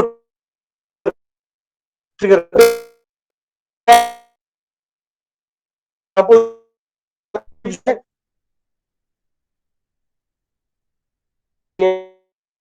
सिस्टम को, इंडियन ओशन या बे ऑफ बंगाल के ओशन को, जो वहां की इकोसिस्टम है उसको नष्ट कर रही। अनप्रैक्टिकल प्रैक्टिसेस हमेशा ही नुकसान दे रही, अनप्रैक्टिकल प्रैक्टिसेस। और ये महत्वपूर्ण चीज है कि हम पूरे 9 प्लेनेट में इकलौते हैं,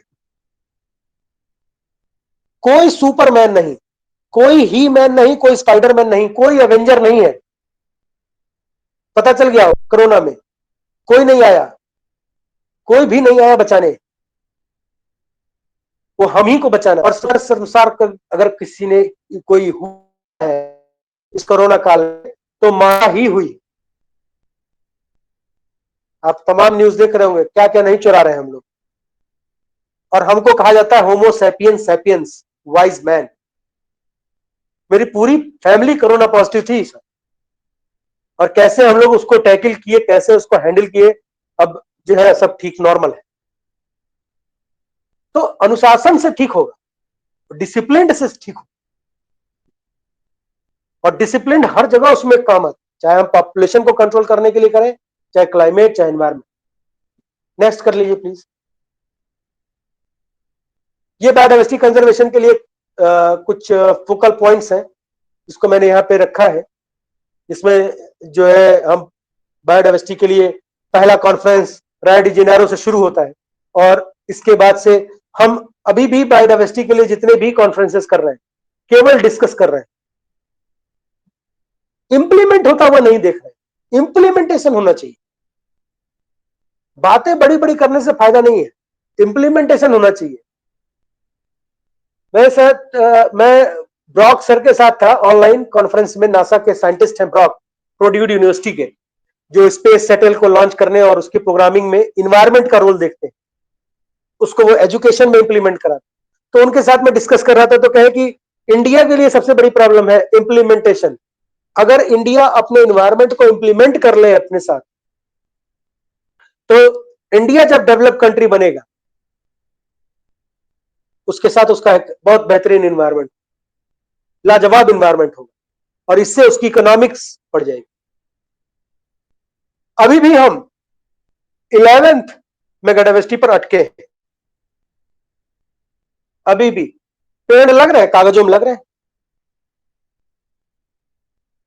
सारे के सारे पेड़ कागजों में लग रहे हैं।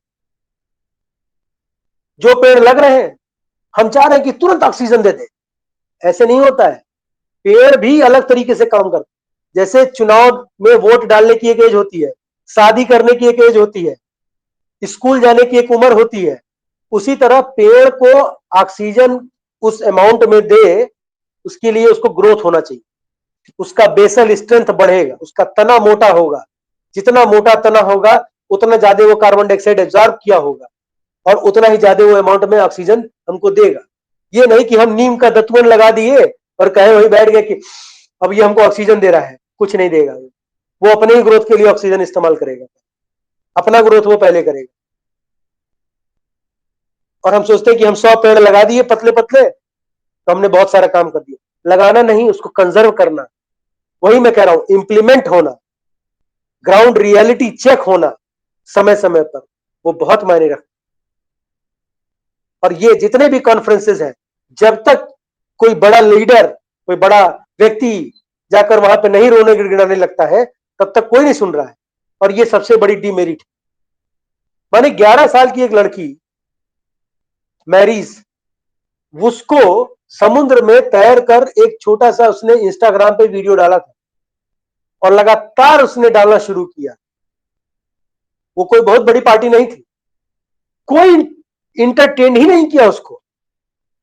और 3 साल बाद यूएन कॉन्फ्रेंस में क्लाइमेट को लेकर जब उसने अपने व्यूज देने शुरू किए, एक ग्रीटा थंडरबर्ग भी है, वो अलग है। तो जब उसने अपने व्यूज दिए ग्रेट बैरियर रीफ को लेकर, वहां की जनता को लेकर, वहां की आबादी का भरण पोषण को लेकर, तब जाकर उस ट्रीटी को साइन किया कि ग्रेट बैरियर रीफ में हम तेल का खनन नहीं करेंगे। अरे डेवलप्ड कंट्री को तो खुशी है कि ग्लोबल वार्मिंग से आइस मेल्ट हो जाए अंटार्कटिका की, उसके नीचे का रिसोर्स वो सब कब्जिया लेंगे। वहां पे तेल इफरात है, वहां तेल इफरात है, कब्जिया लेंगे। और यही वो चाह रहे हैं।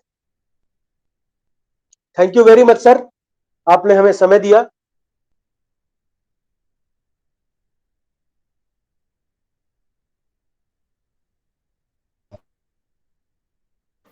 मैं बायोडाइवर्सिटी मिलते हैं अपना ये है,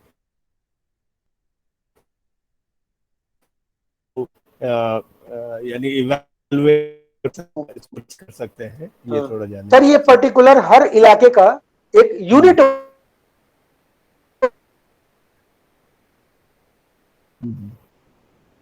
है, वो आपकी इलाका जितना ज्यादा एरिया होगा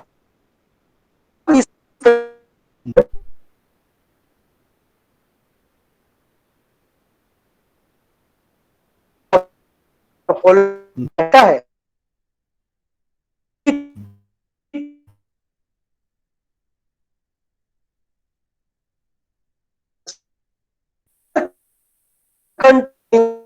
दिया गया है 33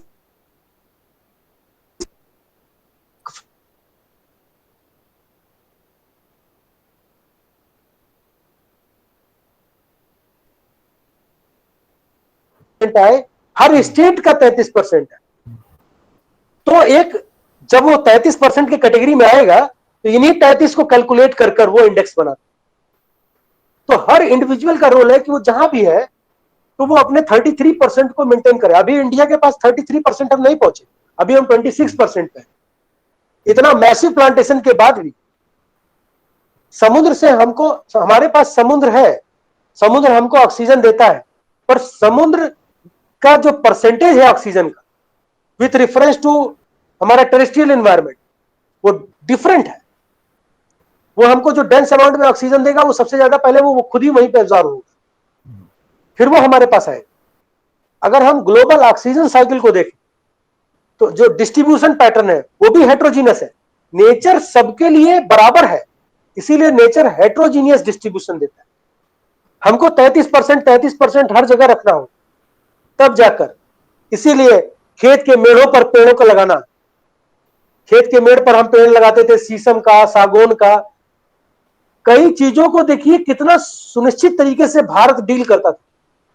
लाश को जलाने के लिए, फर्नीचर बनाने के लिए, घर में सामान बनाने के लिए जो पेड़ लगाए जाते थे वो अलग थे। पूजा करने के लिए जो पेड़ होते थे वो अलग कैटेगरी। जो जंगल बनाने के लिए पेड़, जंगलों के लिए लगाए गए वो अलग कैटेगरी। अब क्या है, कितना शीशम सागौन लग रहा। ढाक का पत्ता विलुप्त होता जा रहा है। खेत के मेड़ों पर शीशम सागौन लगाते थे लोग, जिधर से हवा चलती थी उधर पे नीम लगा देते थे, उसका पत्ती हवा से आता था, गिरता था, खेत में खाद बन जाता था। अब वो प्रैक्टिसेस कहां है? खत्म। लिमिटेड जगहों पर देखने को मिलेगी, लिमिटेड जगहों। पुराने समय से, हम लोगों के समय से, बहुत पुराने समय से शौच के बाद हाथ धुलना एक टेक्निक थी, राख से हाथ साफ करना। अब वही राख रामदेव और सभी बाबा लोग और सभी कंपनियां उसको अपने साबुन में डाल के बेच रही। राख क्या है? एक्टिवेटेड कार्बन है। एक्टिवेटेड कार्बन आपके यहाँ इंडस्ट्री में आरओ में इस्तेमाल होता है, वो पॉल्यूटेंट्स को एब्जॉर्ब करने की क्षमता उसकी होती है। ये सारी प्रैक्टिस हम लोग करते थे। अब हम लोगों ने इसको छोड़ दिया, नतीजा नेचर ने भी कहा जाओ, क्योंकि हम नेचर से हैं, नेचर हमसे नहीं है। वो जिस दिन हमको चाहेगी ठीक कर लेगी। एक छोटा सा भूकंप पॉपुलेशन बराबर, एक छोटी सी बीमारी फैला रही है बढ़िया से, एक छोटा सा क्लाइमेट चेंज फैलेगा, हो रहा है। तो हमको ये चीजों को कंजर्व करना है, हर छोटी से छोटी इकाई पर हमको ध्यान देना। जैसे आप लोग इंडस्ट्री में है, हर यूनिट को आप देखते हैं, हर यूनिट का ऑपरेशन 100% परफेक्ट होना चाहिए, तब यूनिट पूरी परफेक्ट कहलाती है 100%। उसी तरह नेचर है, हमको हर आयाम को उसको देखना है, हर आयाम को देखना है। एक बहुत बढ़िया एग्जांपल आपको बताते हैं, सुखू माजरी विलेज है राजस्थान के पास। वहां पर लोगों के अंदर डिस्प्यूट था प्लांटेशन को और रिवर को लेकर, वहां पे नहर को लेकर। फिर सरकार ने इंटरवेन किया, जैसे कावेरी जल विवाद में सरकार ने इंटरवेन किया कि भाई पानी जो है वो सबका संपत्ति है, सबके लिए बराबर है। फिर वहां पर एक अवेयरनेस ड्राइव चलाया गया सुखू माजरी विलेज में कि हम एग्रो सिल्वी कल्चर को कैसे प्रमोट करें, और वहीं से एक टर्म उभर कर आया ग्रीन बेल्ट का निर्माण करना, जो आजकल हर इंडस्ट्री करती है, अपने 500 यार्ड में इंडस्ट्री के हरा पेड़ का पौधे का लगाना। वो ग्रीन बेल्ट वहीं से आया। और ग्रीन बेल्ट मैकेनिज्म भी सही से होना चाहिए, ये नहीं कि यूकेलिप्टस बो दिए। यूकेलिप्टस का बोना ग्रीन बेल्ट बनाने में नहीं आता है। मैं डीएम सर के साथ था अपने सुल्तानपुर में, तो वो हमसे एक दिन पूछे कि सर ये पेपर में ग्रीन बेल्ट आपने डाला है, वो ग्रीन बेल्ट क्या है? तो मैंने उनको सजेस्ट किया कि गोमती रिवर के किनारे दोनों तरफ ग्रीन बेल्ट बनाइए। ग्रीन बेल्ट में सभी आता है, आम का पौधा, अमरूद का पौधा, पाकड़ का पौधा, पीपल का पौधा, गूलर का पौधा, अशोक का पेड़, आपका जो है ढाक का पौधा, सब आते हैं, सारी चीजें। यूकेलिप्टस नहीं आता है, क्योंकि यूकेलिप्टस उस कैटेगरी में नहीं आता, क्योंकि ग्राउंड वाटर को बहुत तेजी से खींचता है, उसके अंदर जाइलम नहीं होता, इसीलिए वो तेजी से ग्रो करता है। और नतीजा जहां पे उगा रहता है वहां देखिए मिट्टी जो है धीरे धीरे बालू होना शुरू हो जाती है और पैदावार को नष्ट कर देगा, वो खेत को खत्म कर देगा।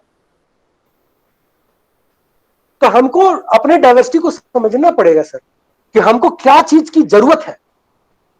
अब एक सोचिए, एक लकड़ियों का अभाव हो गया शमशान पे, चाहे आप मणिकर्णिका घाट की बात कर लें, चाहे अयोध्या की बात कर लें। मैं अभी कुछ दिन पहले ही गोरखपुर आया, पिताजी को कोविड का इंजेक्शन लगना था, मैं रास्ते में आया था, अयोध्या पे पुल पे मैं रुका, इतनी डेड बॉडी लेकर लोग खड़े थे, भीड़ जैसे लग रहा था कि वहां पे कुंभ का मेला लगा दिया, इतनी डेड बॉडियां थी वहां जलने को, उतने की लकड़ियां वहां पे नहीं दिख रही। तो जब जब हम अपने रूट से अलग हुए हैं, तब तब हम खत्म हुए। चाहे आप किसी भी सिविलाइज, चाहे मोहनजोदड़ो को ले लीजिए, चाहे नील नदी की सभ्यता ले लीजिए, चाहे हड़प्पा ले लीजिए, चाहे हरिकलेन सभ्यता ले लीजिए, चाहे अकिलीज की सभ्यता ले लीजिए, चाहे यूनान ले लीजिए, चाहे मेसोपोटामिया ले लीजिए, जब हम अपने रूट से अलग हुए तब तक वो विनाश हुआ है, और हम कर गए। छोटे छोटे बच्चे, थर्ड वेव का देखकर हमको डर लग रहा है, जो साइंस हम पढ़ रहे हैं। 2020 में 24 मार्च को मैंने एक इंफॉर्मेटिव वीडियो अपलोड किया था यूट्यूब चैनल पे अपने, वो पहला वीडियो था पूरे इंडिया में कि कैसे कोरोना में क्या हो गया। क्योंकि मैं बड़ा छोटा सा आदमी हूं तो उसको कोई ध्यान नहीं दिया, और वही सारी कॉन्सिक्वेंसेस हुई। अभी थर्ड म्यूटेशन आप देखिए कितना घातक होगा छोटे बच्चों के लिए, बहुत सेंसिटिव होते हैं छोटे बच्चे। बहुत सेंसिटिव है। सरकार तो कई चीजों से लड़ रही है ना एक साथ, और सबसे बड़ा डीमेरिट हमारे पास है कि हम पॉपुलेशन में अथाह है। हर साल एक हम ऑस्ट्रेलिया पैदा हो जाए, हर साल, और उसके लिए हमको रिसोर्सेस चाहिए, उसके लिए हमको जॉब्स चाहिए, उसके लिए हमको घर चाहिए। ये सब कहां से आएगा? और आज तक, अभी तक, आज की डेट में भी पूरे दुनिया में जनसंख्या नियंत्रण के लिए जितनी भी पॉलिसीज बनाई गई सब फेल है, सब फेल है। और सरकार की जितनी भी पर्यावरण को लेकर पॉलिसी होगी वो भी फेल हो जाएगी जब तक वो उनके एजुकेशन के थ्रू नहीं आएगा। हमको बचपन में सिखाया गया था अ से अनार, हमको अभी भी कोई बोले अ से तो अनार याद आता है। अगर हम बचपन से अ से पर्यावरण सीख लेते तो हमको पर्यावरण का महत्व मालूम हो। ये वो नहीं है कि आपके यहाँ पाइप का कोई लीकेज हो गया तो हमने उसको काटा, इधर से काटा और टी लगा दिया और पानी का बाईपास सप्लाई कर दिया। ये पर्यावरण नहीं है। ये लीकेज ठीक करना नहीं है, अचानक से नहीं ठीक हो जाएगा। एक पेड़ को ग्रो करने में समय लगेगा, तब वो उतने अमाउंट में ऑक्सीजन देगा। हम कहेंगे कि हाँ वो 33% कैटेगरी में आ रहा है, उसका बेसल स्ट्रेंथ, तना की मोटाई इतने डायमीटर की हो गई है, कैनोपी कवर इतना हो गया है, और इसके आधार पर हम कहते हैं कि अब ये पेड़ ग्रोथ कर रहा है। हमको उस 33% को पहले फोकस करना और हर चीज को समझना होगा बारीकी से। अशोक का पेड़ है, सल्फर और नाइट्रोजन ऑक्साइड को एब्जॉर्ब करता है। पीपल का पेड़ है, सबसे ज्यादा ऑक्सीजन देता है 24 घंटा। कुछ नहीं करे तो घर में तुलसी का ही पौधा लगा दे, तुलसी का पौधा 24 घंटा ऑक्सीजन देता है डेंस मात्रा में। सबसे छोटा पौधा है, सबसे सरलता से लग जाएगा, एक मग्गे में लग जाएगा। पर उसका भी एक लिमिट है ना, उसका भी एक लिमिट है। हम पेड़ों के जंगलों, कंक्रीट जंगल का करते चले गए, और ये कंक्रीट जंगल हमें ऑक्सीजन नहीं देंगे, हमें हैबिटेट देंगे बस। ये कंक्रीट जंगल हमें ये गारंटी नहीं देंगे कि हम सर्वाइव करें। सर्वाइवल की कोई गारंटी नहीं है। एक छोटे से डेंगू के मच्छर से जो बी.आर. चोपड़ा का निधन हो गया था, बीच में डेंगू जो फैला था, उसमें उनको मच्छर को काटने से उनकी डेथ हो गई। एक छोटा सा और ह्यूमन का स्ट्रक्चर ऐसा है कि सर हम लोग नाली में पड़े हुए बैक्टीरिया से भी कमजोर हैं। एक दिन अगर हम व्रत रह ले तो हम लोग को चक्कर आने लगता है, नमक की कमी, पूरा शरीर सोडियम और पोटेशियम पंप पे चलता है। नमक की कमी हो जाएगी, दिक्कत हो जाएगी। बैक्टीरिया को ग्लूकोज ना मिले वो पेंटोज और हेक्सोज पे जिंदा रहेगा, हम नहीं रह पाएंगे। ग्लूकोज की कमी से शरीर गड़बड़ाने लगता है। गाय, पेड़, गधा, ये धरती पर हमसे पहले आए, वो धरती के एनवायरमेंट को सबसे ज्यादा समझते हैं, और हम पढ़े लिखे होकर भी इसको ओवरलुक करते हैं। सरकार भी अपनी पॉलिसी बनाती है, ठेला लगाया हुआ व्यक्ति है उसका पॉलिथीन को जब्त करो, उस इंडस्ट्री को जब्त क्यों नहीं करो भाई जो प्रोडक्शन कर रही है? पोल्यूशन एट द सोर्स रुकता है, बियॉन्ड द सोर्स नहीं रुकता है। कोई भी इंडस्ट्री के चिमनी से धुआं निकल गया तो दुनिया की कोई टेक्नोलॉजी एयर को शुद्ध नहीं कर सकती, सिर्फ प्रकृति कर सकती। उसको वहीं पर रोकिए। इलेक्ट्रोस्टैटिक प्रेसिपिटेटर, कैथलिटिक कन्वर्टर, ये सब BIS मानक उसी लिए। नदी में कोई चीज ड्रेन कर रहे हैं, ड्रेन पोल्यूशन को उनको वहीं रोकना है, सोर्स पे रोकना है। सोर्स से बाहर निकल गया तो वो पैसे का मैटर हो गया, फिर हर लेवल पे पैसा है। नदियों में ड्रेन हो गया तो वो हर लेवल पे पैसा है। अभी तक जितना भी गंगा एक्शन, मेरी वाइफ गंगा एक्शन में ही है, काम करती है, नमामि गंगे में, बता रही थी कि जितना भी हम लोगों ने अभी तक मेहनत की थी गंगा के लिए, वो नदियों में लाश फेंक के बराबर कर रहे हैं। और जो बालू के घाटों पर लाशों को डंप किया जा रहा है, ये सबसे खराब कंडीशन बनेगी जैसे ही बाढ़ आएगा। अभी बारिश में देखिएगा बहुत सारी डेड बॉडियां तैरती नजर आएंगी, क्योंकि बालू उसको होल्ड नहीं करेगा, बहेगा उसके साथ। और बहुत सिंपल प्रोसेस, मैंने कल गवर्नमेंट को ट्वीट किया है, पता नहीं उसका संज्ञान ले कि न ले।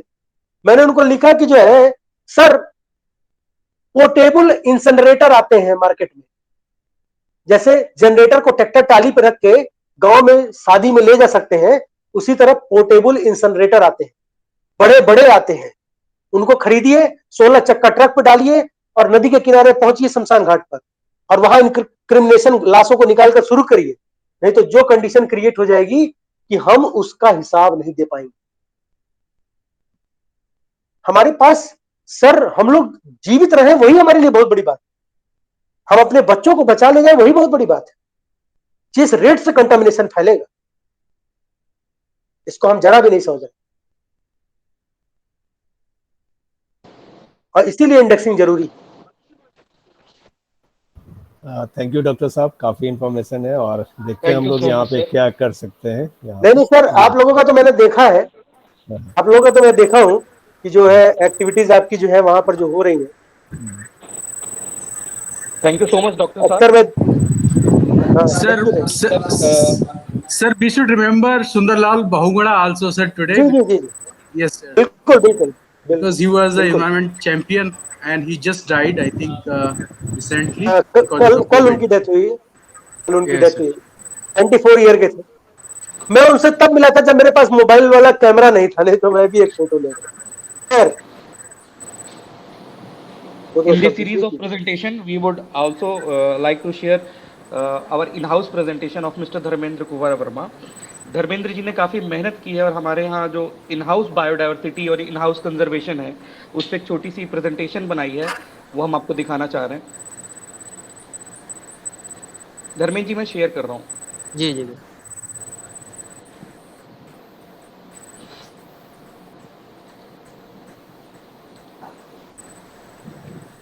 बस थैंक यू। प्रकाश सर ने तो काफी अच्छा बता दिया, लेकिन सर ने अभी जैसे कहा कि हम लोग पेपरों में काम ना करें, तो सर आपको मैं बताना चाहता हूँ इस प्रेजेंटेशन के माध्यम से, 5 मिनट का है, कि हमारे जो फैक्ट्री प्रीमाइसेस में है या थोड़ा आसपास बायोडाइवर्सिटी को कंजर्व करने के लिए हमने क्या किया है। एक छोटा सा उदाहरण है। अनुज जी नेक्स्ट करिए। ये हमारे फैक्ट्री कैंपस का ही है और आसपास का ही है। इसमें आप देख लेंगे पॉन्ड इकोसिस्टम भी है, ग्रासलैंड इकोसिस्टम भी है, जैसा आपने अभी बताया था कुछ स्लाइडों में, तो इसमें अभी सारा 5 मिनट है। बाद। और ये जो अमलतास का आप देख रहे हैं, मोर है, मोर की रिच डाइवर्सिटी हमारे यहाँ कैंपस के अंदर काफी सारा। नेक्स्ट अनुप जी। ये बायोडाइवर्सिटी, ये फ्लावर्स का है, ये हमारे कैंपस का है, पूरा नियर बाई ईटीपी का है और आसपास का है। तो इसमें कई तरह की डाइवर्सिटी है, जैसा आपने अभी एग्जाम्पल भी दिया था। तो ये हमारे कैंपस का है, दिखाने के लिए ना हर साल हम लोग इसको इम्प्लीमेंट करते हैं कि अभी इतना है तो फिर नेक्स्ट ईयर जो बायोडाइवर्सिटी मनाएंगे उसमें हम आपको कुछ नया ही दिखाएंगे, पुराना नहीं रहेगा। नेक्स्ट, ये फ्लावर्स का है, सारी अलग अलग वैरायटी हैं सब फ्लावर्स की। और ये सनफ्लावर जो लगा है काफ़ी रिच हमारे यहाँ है, ईटीपी पे हमने लगाया है, और अंदर भी लगे हैं काफ़ी लोगों के हाउस में, अतुल सर के यहाँ भी लगा हुआ काफ़ी। तो इससे क्या होता है कि पैरट बहुत ज़्यादा अट्रैक्ट करते हैं सनफ्लावर को, और वो फिर आते हैं तो पूरा माहौल बन जाता है इकोसिस्टम का, और काफ़ी अच्छा लगता है। पेंडेमिक के बाद सर कभी मौका मिलेगा तो आपको दिखाएंगे अपने प्लान का पूरा हो। नेक्स्ट अनु जी, ये फ्लावर्स का है डाइवर्सिटी। नेक्स्ट, ये पूरा इकोसिस्टम सर जैसे हमने बात की, ये क्रेन है हमारे यहाँ जो सारस है, ये आसपास फैक्ट्री के काफ़ी पाए जाते हैं। अभी सामने एक पॉन्ड है, परसों हम लोग गए थे देखने, तो ये शाम के टाइम पर थे, तो इनका हमने फोटो लिया था। और यहाँ पे एक एक्वेटिक वो जो प्लांट होते हैं पिस्टिया, काफ़ी रिच है ये, जहाँ पर है ये पूरा पूरा फैला हुआ है ग्रीन। प्लस अंदर भी हमारी जो डाइवर्सिटी है, ये रैबिट इन हाउस हमने बनाया है, जो आप इन सिटू कंजर्वेशन की बात कर रहे थे। तो इनकी स्पीसीज भी ग्रोथ कर रहे, पहले 2 थे आज 8 हैं इतनी, और इनको कोई दिक्कत भी नहीं, इन हाउस कंजर्व किया गया है और बहुत अच्छे से रह रहे हैं। प्लस डक भी है। नेक्स्ट, ये बर्ड स्पीसीज है और इंसेक्ट हैं, ये हनी भी है। जब ये सनफ्लावर्स पे हनी भी और पैरट बहुत आते हैं, तो इससे जो भी शहद निकलेगा बिल्कुल शुद्ध होगा। प्लस ये बर्ड की स्पीसीज हैं, डिफरेंट टाइप की इंसेक्ट हैं। नेक्स्ट, फ्लोरा और फना की बात करें सर, इन हाउस जो हमारे कैंपस में है तो 23 नियर अबाउट स्पीसीज हैं, हमने काउंट किया था। इससे भी ज़्यादा भी हैं, थोड़ा बहुत कम भी हो सकता है। तो 23 स्पीसीज जो श्रब्स की है वो फैक्ट्री कैंपस के अंदर ही है। और ट्री कम्युनिटीज की बात करें तो 35 ट्री स्पीसीज जो फैक्ट्री प्रीमाइसेस में है, प्लस अभी और बढ़ने वाली हैं, क्योंकि 30,000 का ट्री प्लांटेशन का टारगेट है गवर्नमेंट की तरफ से। नेक्स्ट चलो जी। बर्ड स्पीसीज की सर बात करें तो बहुत सारी बर्ड स्पीसीज हैं। जैसे क्रेन की बात की, जो भी हमने आपको स्लाइड में दिखाया था, वो IUCN रेड लिस्ट डाटा में है। लेकिन हमारे यहाँ पूरे प्रीमाइसेस में देखा जाए, फैक्ट्री के आसपास और बहुत सारे गांव में, तो ये काफ़ी संख्या में है। नेक्स्ट, ये सर लिस्ट है जो हमारी फैक्ट्री प्रीमाइसेस में फ्लोरा और फना है, उनकी सारी हमने लिस्ट बनाई है। और उनके बॉटनिकल नेम, किस फैमिली में आता है, उसका हैबिटेट क्या है, किस कैटेगरी में है, वो सारा है। और इसमें और भी बढ़ाएंगे। नेक्स्ट, ये सर है जितने भी प्लांट हैं हमारे यहाँ जो अंदर लगे फैक्ट्री प्रीमाइसेस में, जो आप 33% की बात कर रहे थे, वो पूरा फुलफिल है। और इससे ज़्यादा भी हो गया हमारे यहाँ तो, क्योंकि हर साल एक नया टारगेट आता है। प्लस वैसे भी हम लोग अवेयरनेस के थ्रू इन्वायरमेंट डे हो या अर्थ डे, बायोडाइवर्सिटी डे, प्लांटेशन करते हैं। एक्चुअली पेंडेमिक का सीजन है, इसलिए प्लांटेशन अवॉइड किया जा रहा है। बाकी हमारे यहाँ सब बढ़िया होता है। नेक्स्ट, ये कुछ मिनी इकोसिस्टम सर जो डेवलप किया गया है, एक एडमिन ऑफिस के पास है पॉन्ड इकोसिस्टम। तो इसमें फिश भी है, प्लस इनके आसपास डक हैं, 3 डक हैं। तो इनको पूरा वो पॉन्ड का इकोसिस्टम जो है पूरा फुलफिल हो रहा है। इसमें पूरा एक फूड चेन इनके बढ़िया मेंटेन हो रही है, क्योंकि फिश भी है और प्लैंक्टॉन्स भी हैं, डक भी हैं, बर्ड भी आती है नियर अबाउट। और ये कमल का वो लगा हुआ है। प्लस दूसरा हमारे ETP पे है, कई तरह के यहाँ इकोसिस्टम है। ग्रासलैंड इकोसिस्टम है, पॉन्ड का भी है हमारे लैगून में। तो ये ग्रासलैंड इकोसिस्टम में खरगोश है, इसमें पैरट भी है सर। अभी फूल आने लगे हैं तो सूरजमुखी की वजह से, तो पैरट इसके ऊपर आके बैठते हैं, तो काफ़ी अच्छा माहौल रहता है सर, पूरा इकोसिस्टम मेंटेन रहता है। तो जो आप सर कह रहे थे कि ये पेपरों में ना रह जाए, तो ऐसा नहीं है, इस पर हम लोग काम कर रहे हैं। और इसमें सब पूरा HR की तरफ से और हमारे जो HOD हैं, पूरी यूनिट का, सबका इसमें वो सहयोग रहता है। और इसको कोई हमारे यहाँ मना नहीं करता कि आप ये नहीं करेंगे। इसके बहुत ज़्यादा फोकस किया जा रहा है इन्वायरमेंट पे, चाहे वो ETP का वेस्ट वाटर हो, 0 डिस्चार्ज है, हम अनट्रीटेड वाटर कहीं भी बाहर नहीं छोड़ते हैं, सारा 100% वाटर ट्रीट करके यूटिलाइज करते हैं। और एयर पोल्यूशन की बात रही तो ESP हमारे यहाँ लगा हुआ है, और 100% सारे नॉर्म्स फॉलो होते हैं, कोई नॉन कंप्लायंस नहीं होता, चाहे वो सॉइल पोल्यूशन हो, लैंड पोल्यूशन हो, एयर पोल्यूशन हो या वाटर पोल्यूशन हो। तो बायोडाइवर्सिटी के लिए हम लोग सर पूरा काम करते हैं। प्लस अभी हमारे ओवरऑल ग्रुप की बात की जाए तो सस्टेनेबल रिपोर्टिंग का भी शुरू हो गया है, जिसमें बायोडाइवर्सिटी के जितने भी काम हो रहे हैं, या जो आप बात बता रहे थे कि प्लांट कितने लग रहे हैं, कैनोपी एरिया से क्लियर होगा, तो वो सारा डाटा हम लोग इकट्ठा करना शुरू कर दिए हैं। कंपाइल्ड रिपोर्ट 2 साल की हो गई है, तो उस पर सर पूरा काम हम लोग कर रहे हैं। नेक्स्ट, ये सर अभी जो हम लोग 800 बम्बू के ट्री लगाए हैं फैक्ट्री प्रीमाइसेस में, बाउंड्री वाल के पास। प्लस 30,000 का जो गवर्नमेंट का टारगेट है प्लांटेशन का, वो काम चल रहा है, डिगिंग वर्क चल रहा है, और भी लैंड प्रिपरेशन का, तो ये जुलाई में कंप्लीट करना है। प्लस इनका सर्वाइवल भी मेंटेन करना है। तो इससे हर नेक्स्ट ईयर हम लोगों को नए नए टारगेट मिलते रहते हैं। प्लस हम लोग इन हाउस प्लांटेशन करते रहते हैं, तो इससे काफ़ी ज़्यादा ग्रीन बेल्ट को डेवलपमेंट होगा। जो 30%, 33 की बात कर रहे थे सर, उससे ज़्यादा हो गया हमारे यहाँ कैंपस में, सारे नॉर्म्स सर रहते हैं। नेक्स्ट, थैंक यू सर, ये छोटा सा प्रेजेंटेशन था हमारा जो इन हाउस बायोडाइवर्सिटी मेंटेन किया। थैंक यू धर्मेंद्र जी, आपने काफ़ी Thank you. हॉलिस्टिक व्यू दिखाया हमारे प्लांट का, किस तरीके से हमने बायोडाइवर्सिटी को बढ़ावा दे रहे हैं और किस तरीके से हम आगे और भी इसको बढ़ावा देने में प्रयासरत हैं। इसी क्रम में हम आगे अपने HR head sir Shri Manish सजान सर को बुलाना चाहेंगे, जो अपने व्यूज शेयर करेंगे और वोट ऑफ थैंक्स करेंगे। I welcome you sir. Thanks Anoop, thanks a lot, it means a lot कि मतलब इस प्लेटफॉर्म पे जहाँ पे डॉक्टर साहब ने इतना बहुत अच्छा मतलब जैसे उनका नाम है ना प्रकाश, तो बिल्कुल उन्होंने प्रकाशित कर दिया, मतलब हम लोगों को वो प्रकाश की किरणें बिखेरी हैं जो मतलब आपने देखा होगा कि इतना 60 लोग हम लोग एक टाइम पे कनेक्टेड थे।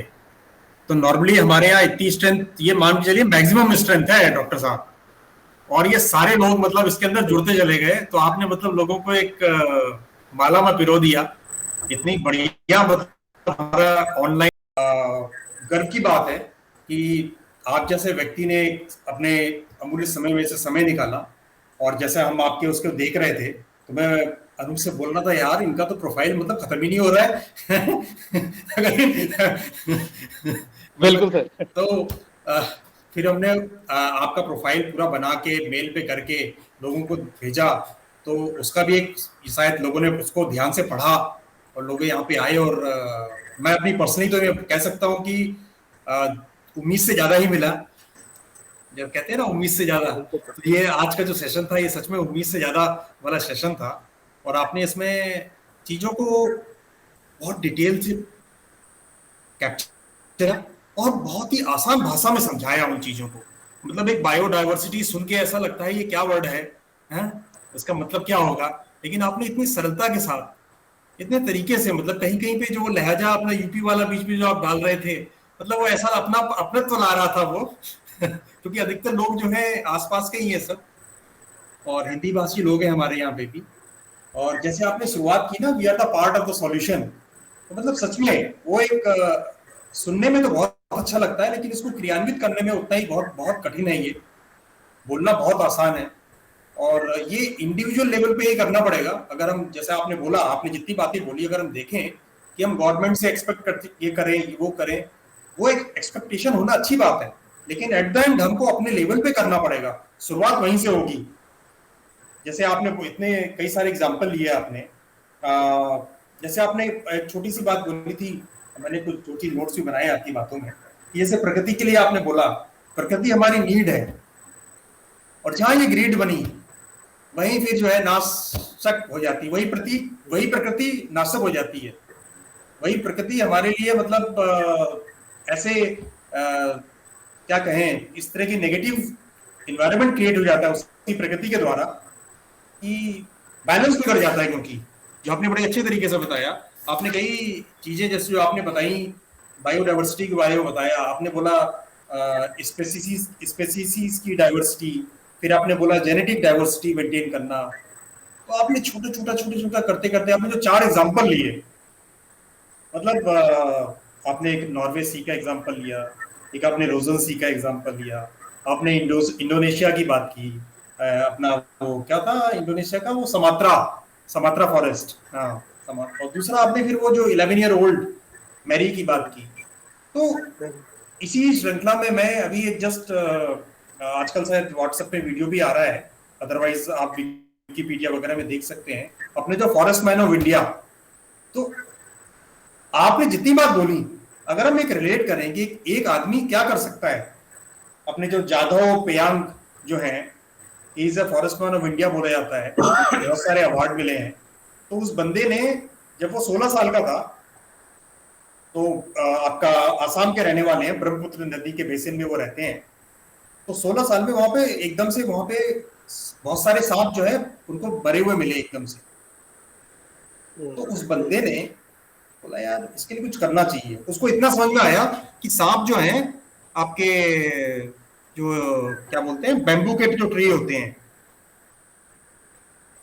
सॉइल इंडिकेटर है सर, हाँ, तो वो लगाना चाहिए। तो उसने वो लगाए, उसने स्टार्टिंग वहां से की। फिर एक गवर्नमेंट का प्रोजेक्ट आया वहां पे फॉरेस्ट 200 हेक्टेयर में करने का, उसमें उसने 3 साल करीब काम किया। सारे लोग चले गए लेकिन वो नहीं गए वहां से, और आज उन्होंने वहां पे करीब 1360 एकड़ का, यानी करीब 550 हेक्टेयर का एक फॉरेस्ट उन्होंने इंडिविजुअल बंदे ने खड़ा कर दिया। तो इंडिविजुअल चाहे तो बहुत कुछ कर सकता है। और जो आपने बोला 33%, मतलब थोड़ी बदनसीबी कह लीजिए या हम लोगों के द्वारा क्रिएट की गई है। यूपी सबसे पिछड़ा है इस मामले में, सबसे ज्यादा पॉपुलेशन, और हार्डली 6-7% एरिया में जंगल पाए जाते हैं यूपी के अंदर। मतलब और एरिया भी काफी बड़ा है, पॉपुलेशन भी बड़ी है, और कोई सही कह रहे हैं आप, कागजों की बातें हो रही हैं सारी, बिल्कुल धरातल पे कुछ नहीं हो रहा है।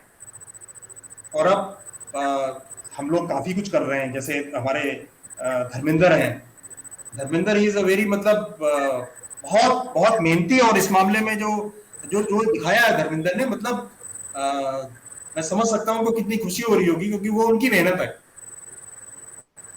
अल्टीमेटली थैंक यू सब सर। लोगों का सहयोग है, लेकिन वो he is leading this initiative. वो हमारे पास एक एक्सपर्ट है, एक कहते हैं ना, एक्सपर्ट तो मैं भी कह सकता हूँ अपने आप को कि ये सब पेड़ लगा लें, लेकिन पेड़ों की जानकारी उनको है। He is the environmentalist. तो मतलब आपने जो छोटी छोटी चीजों को आपने जो छुआ, जैसे आपने वो आपने क्या एग्जांपल लिए थे, वो इंसिट्यू और एग्जिट्यू क्या था? हाँ इंस्टीट्यूट आपने, और हाँ हाँ, वो ऐसे याद नहीं है, लेकिन मुझे कैसे याद है, होम आइसोलेशन और हॉस्पिटलाइजेशन। तो ये जो इसको हम अगर एचआर की भाषा में या आज की भाषा में बोला जाता है, माइक्रो मोमेंट्स क्रिएट करना। आजकल आप जो है ना, बड़ी बड़ी शब्दावली का उपयोग करके कुछ नहीं होता, वो ज्यादा जहन में नहीं रहती हैं, जहन में रहते हैं माइक्रो मोमेंट्स। जो माइक्रो मोमेंट्स आपने एक नहीं, कम से कम दसियों क्रिएट किए इस दौरान। अब जैसे ये जो है ना, होम आइसोलेशन और हॉस्पिटलाइजेशन आज के संदर्भ में बिल्कुल मतलब बिल्कुल 100% लागू हो रही है, और लोग इसको रिलेट कर सकते हैं, और इसमें कोई बड़ी चीज नहीं है। आजकल लोगों ने प्रकृति प्रेमी जो लोग हैं, ये भी पंजाब में कुछ लोगों ने स्टार्ट किया है, छोटा सा आपके पीछे पीछे यार्ड है, छोटा सा, मुश्किल से मान लो 10 बाय 10 फीट का एरिया है, लोगों ने वहां की जो भी नेचुरल स्पेसीज हैं वो लगाई इन्होंने, और ज्यादा नहीं, जो आपने बोला 5-6 साल बाद वो ऐसा हो गया जैसे जंगल जैसे हो गए, क्योंकि लोगों ने छोटे छोटे पीछे पीछे लगाने शुरू कर दिए। तो वो पता चला वो छोटा छोटा कदम ही हमको, जो आपने जो बड़ी दिशा बताई है, तो उस दिशा की तरफ शायद ले जाए, और हम लोग अपनी तरफ से कोशिश कर रहे हैं, और आपसे जुड़ना भी उस कोशिश का ही एक अभिन्न अंग है।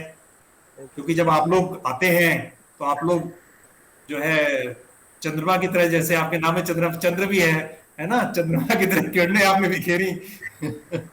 तो लोगों को मतलब मोटिवेशन मिलता है, लोगों को लगता है कि जब आप मतलब इतना कुछ कर सकते हैं, और देख के मतलब जब प्रोफाइल देखते हैं, हम अपना प्रोफाइल लिखते हैं, अपना बायोडा में भरते हैं, तो लगता है बहुत कुछ है।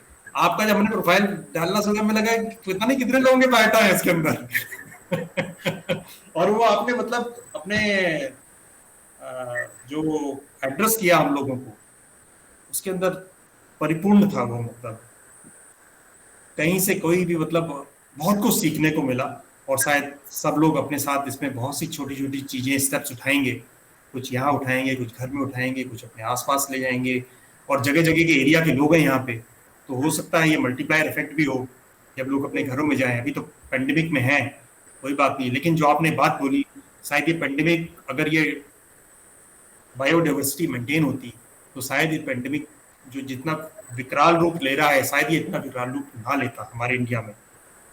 तो मैं इन्हीं शब्दों के साथ आपका बहुत बहुत तहे दिल से धन्यवाद करना चाहूँगा आपका, और सभी लोगों का, जिन लोगों ने यहाँ पार्टिसिपेट किया, यहाँ पे जिन लोगों ने प्रश्न पूछे, हमारे काफ़ी सीनियर कलीग्स हैं यहाँ पे, मतलब ये मान के चलिए टीम, जो हमारी सीनियर टीम है, हमारी एक टीम मेंबर यहाँ पे है, हमारा मौजूद है। आप नीचे के पायदान से, मतलब मैं उसको उस तरह से नहीं कहना चाहता हूँ, एक टीम मेंबर कह लीजिए आप, मतलब आप उसको ऐसे कह लीजिए कि बैट, जो क्रिकेट की टीम होती है ना, पूरी टीम यहाँ पे मौजूद थी हमारी। तो जब पूरी टीम होती है तो फिर उसका अंत जो होता है ना, वो बहुत अच्छा होता है, क्योंकि सब अपने इक्वल एफर्ट से करते हैं, सब ने वो आपकी चीजें इक्वल तरीके से सीखी आपसे। हाँ, उसमें अपना अपना एक्सपीरियंस, अपना एक्सपोजर, फिर अपना और चीजें उसको और एनरिच करेंगी, जहाँ तक मुझे लगता है। और यहाँ पे मैं अनु का भी बहुत बहुत थैंक्स कहना चाहूँगा, बिकॉज ये this everything was happen because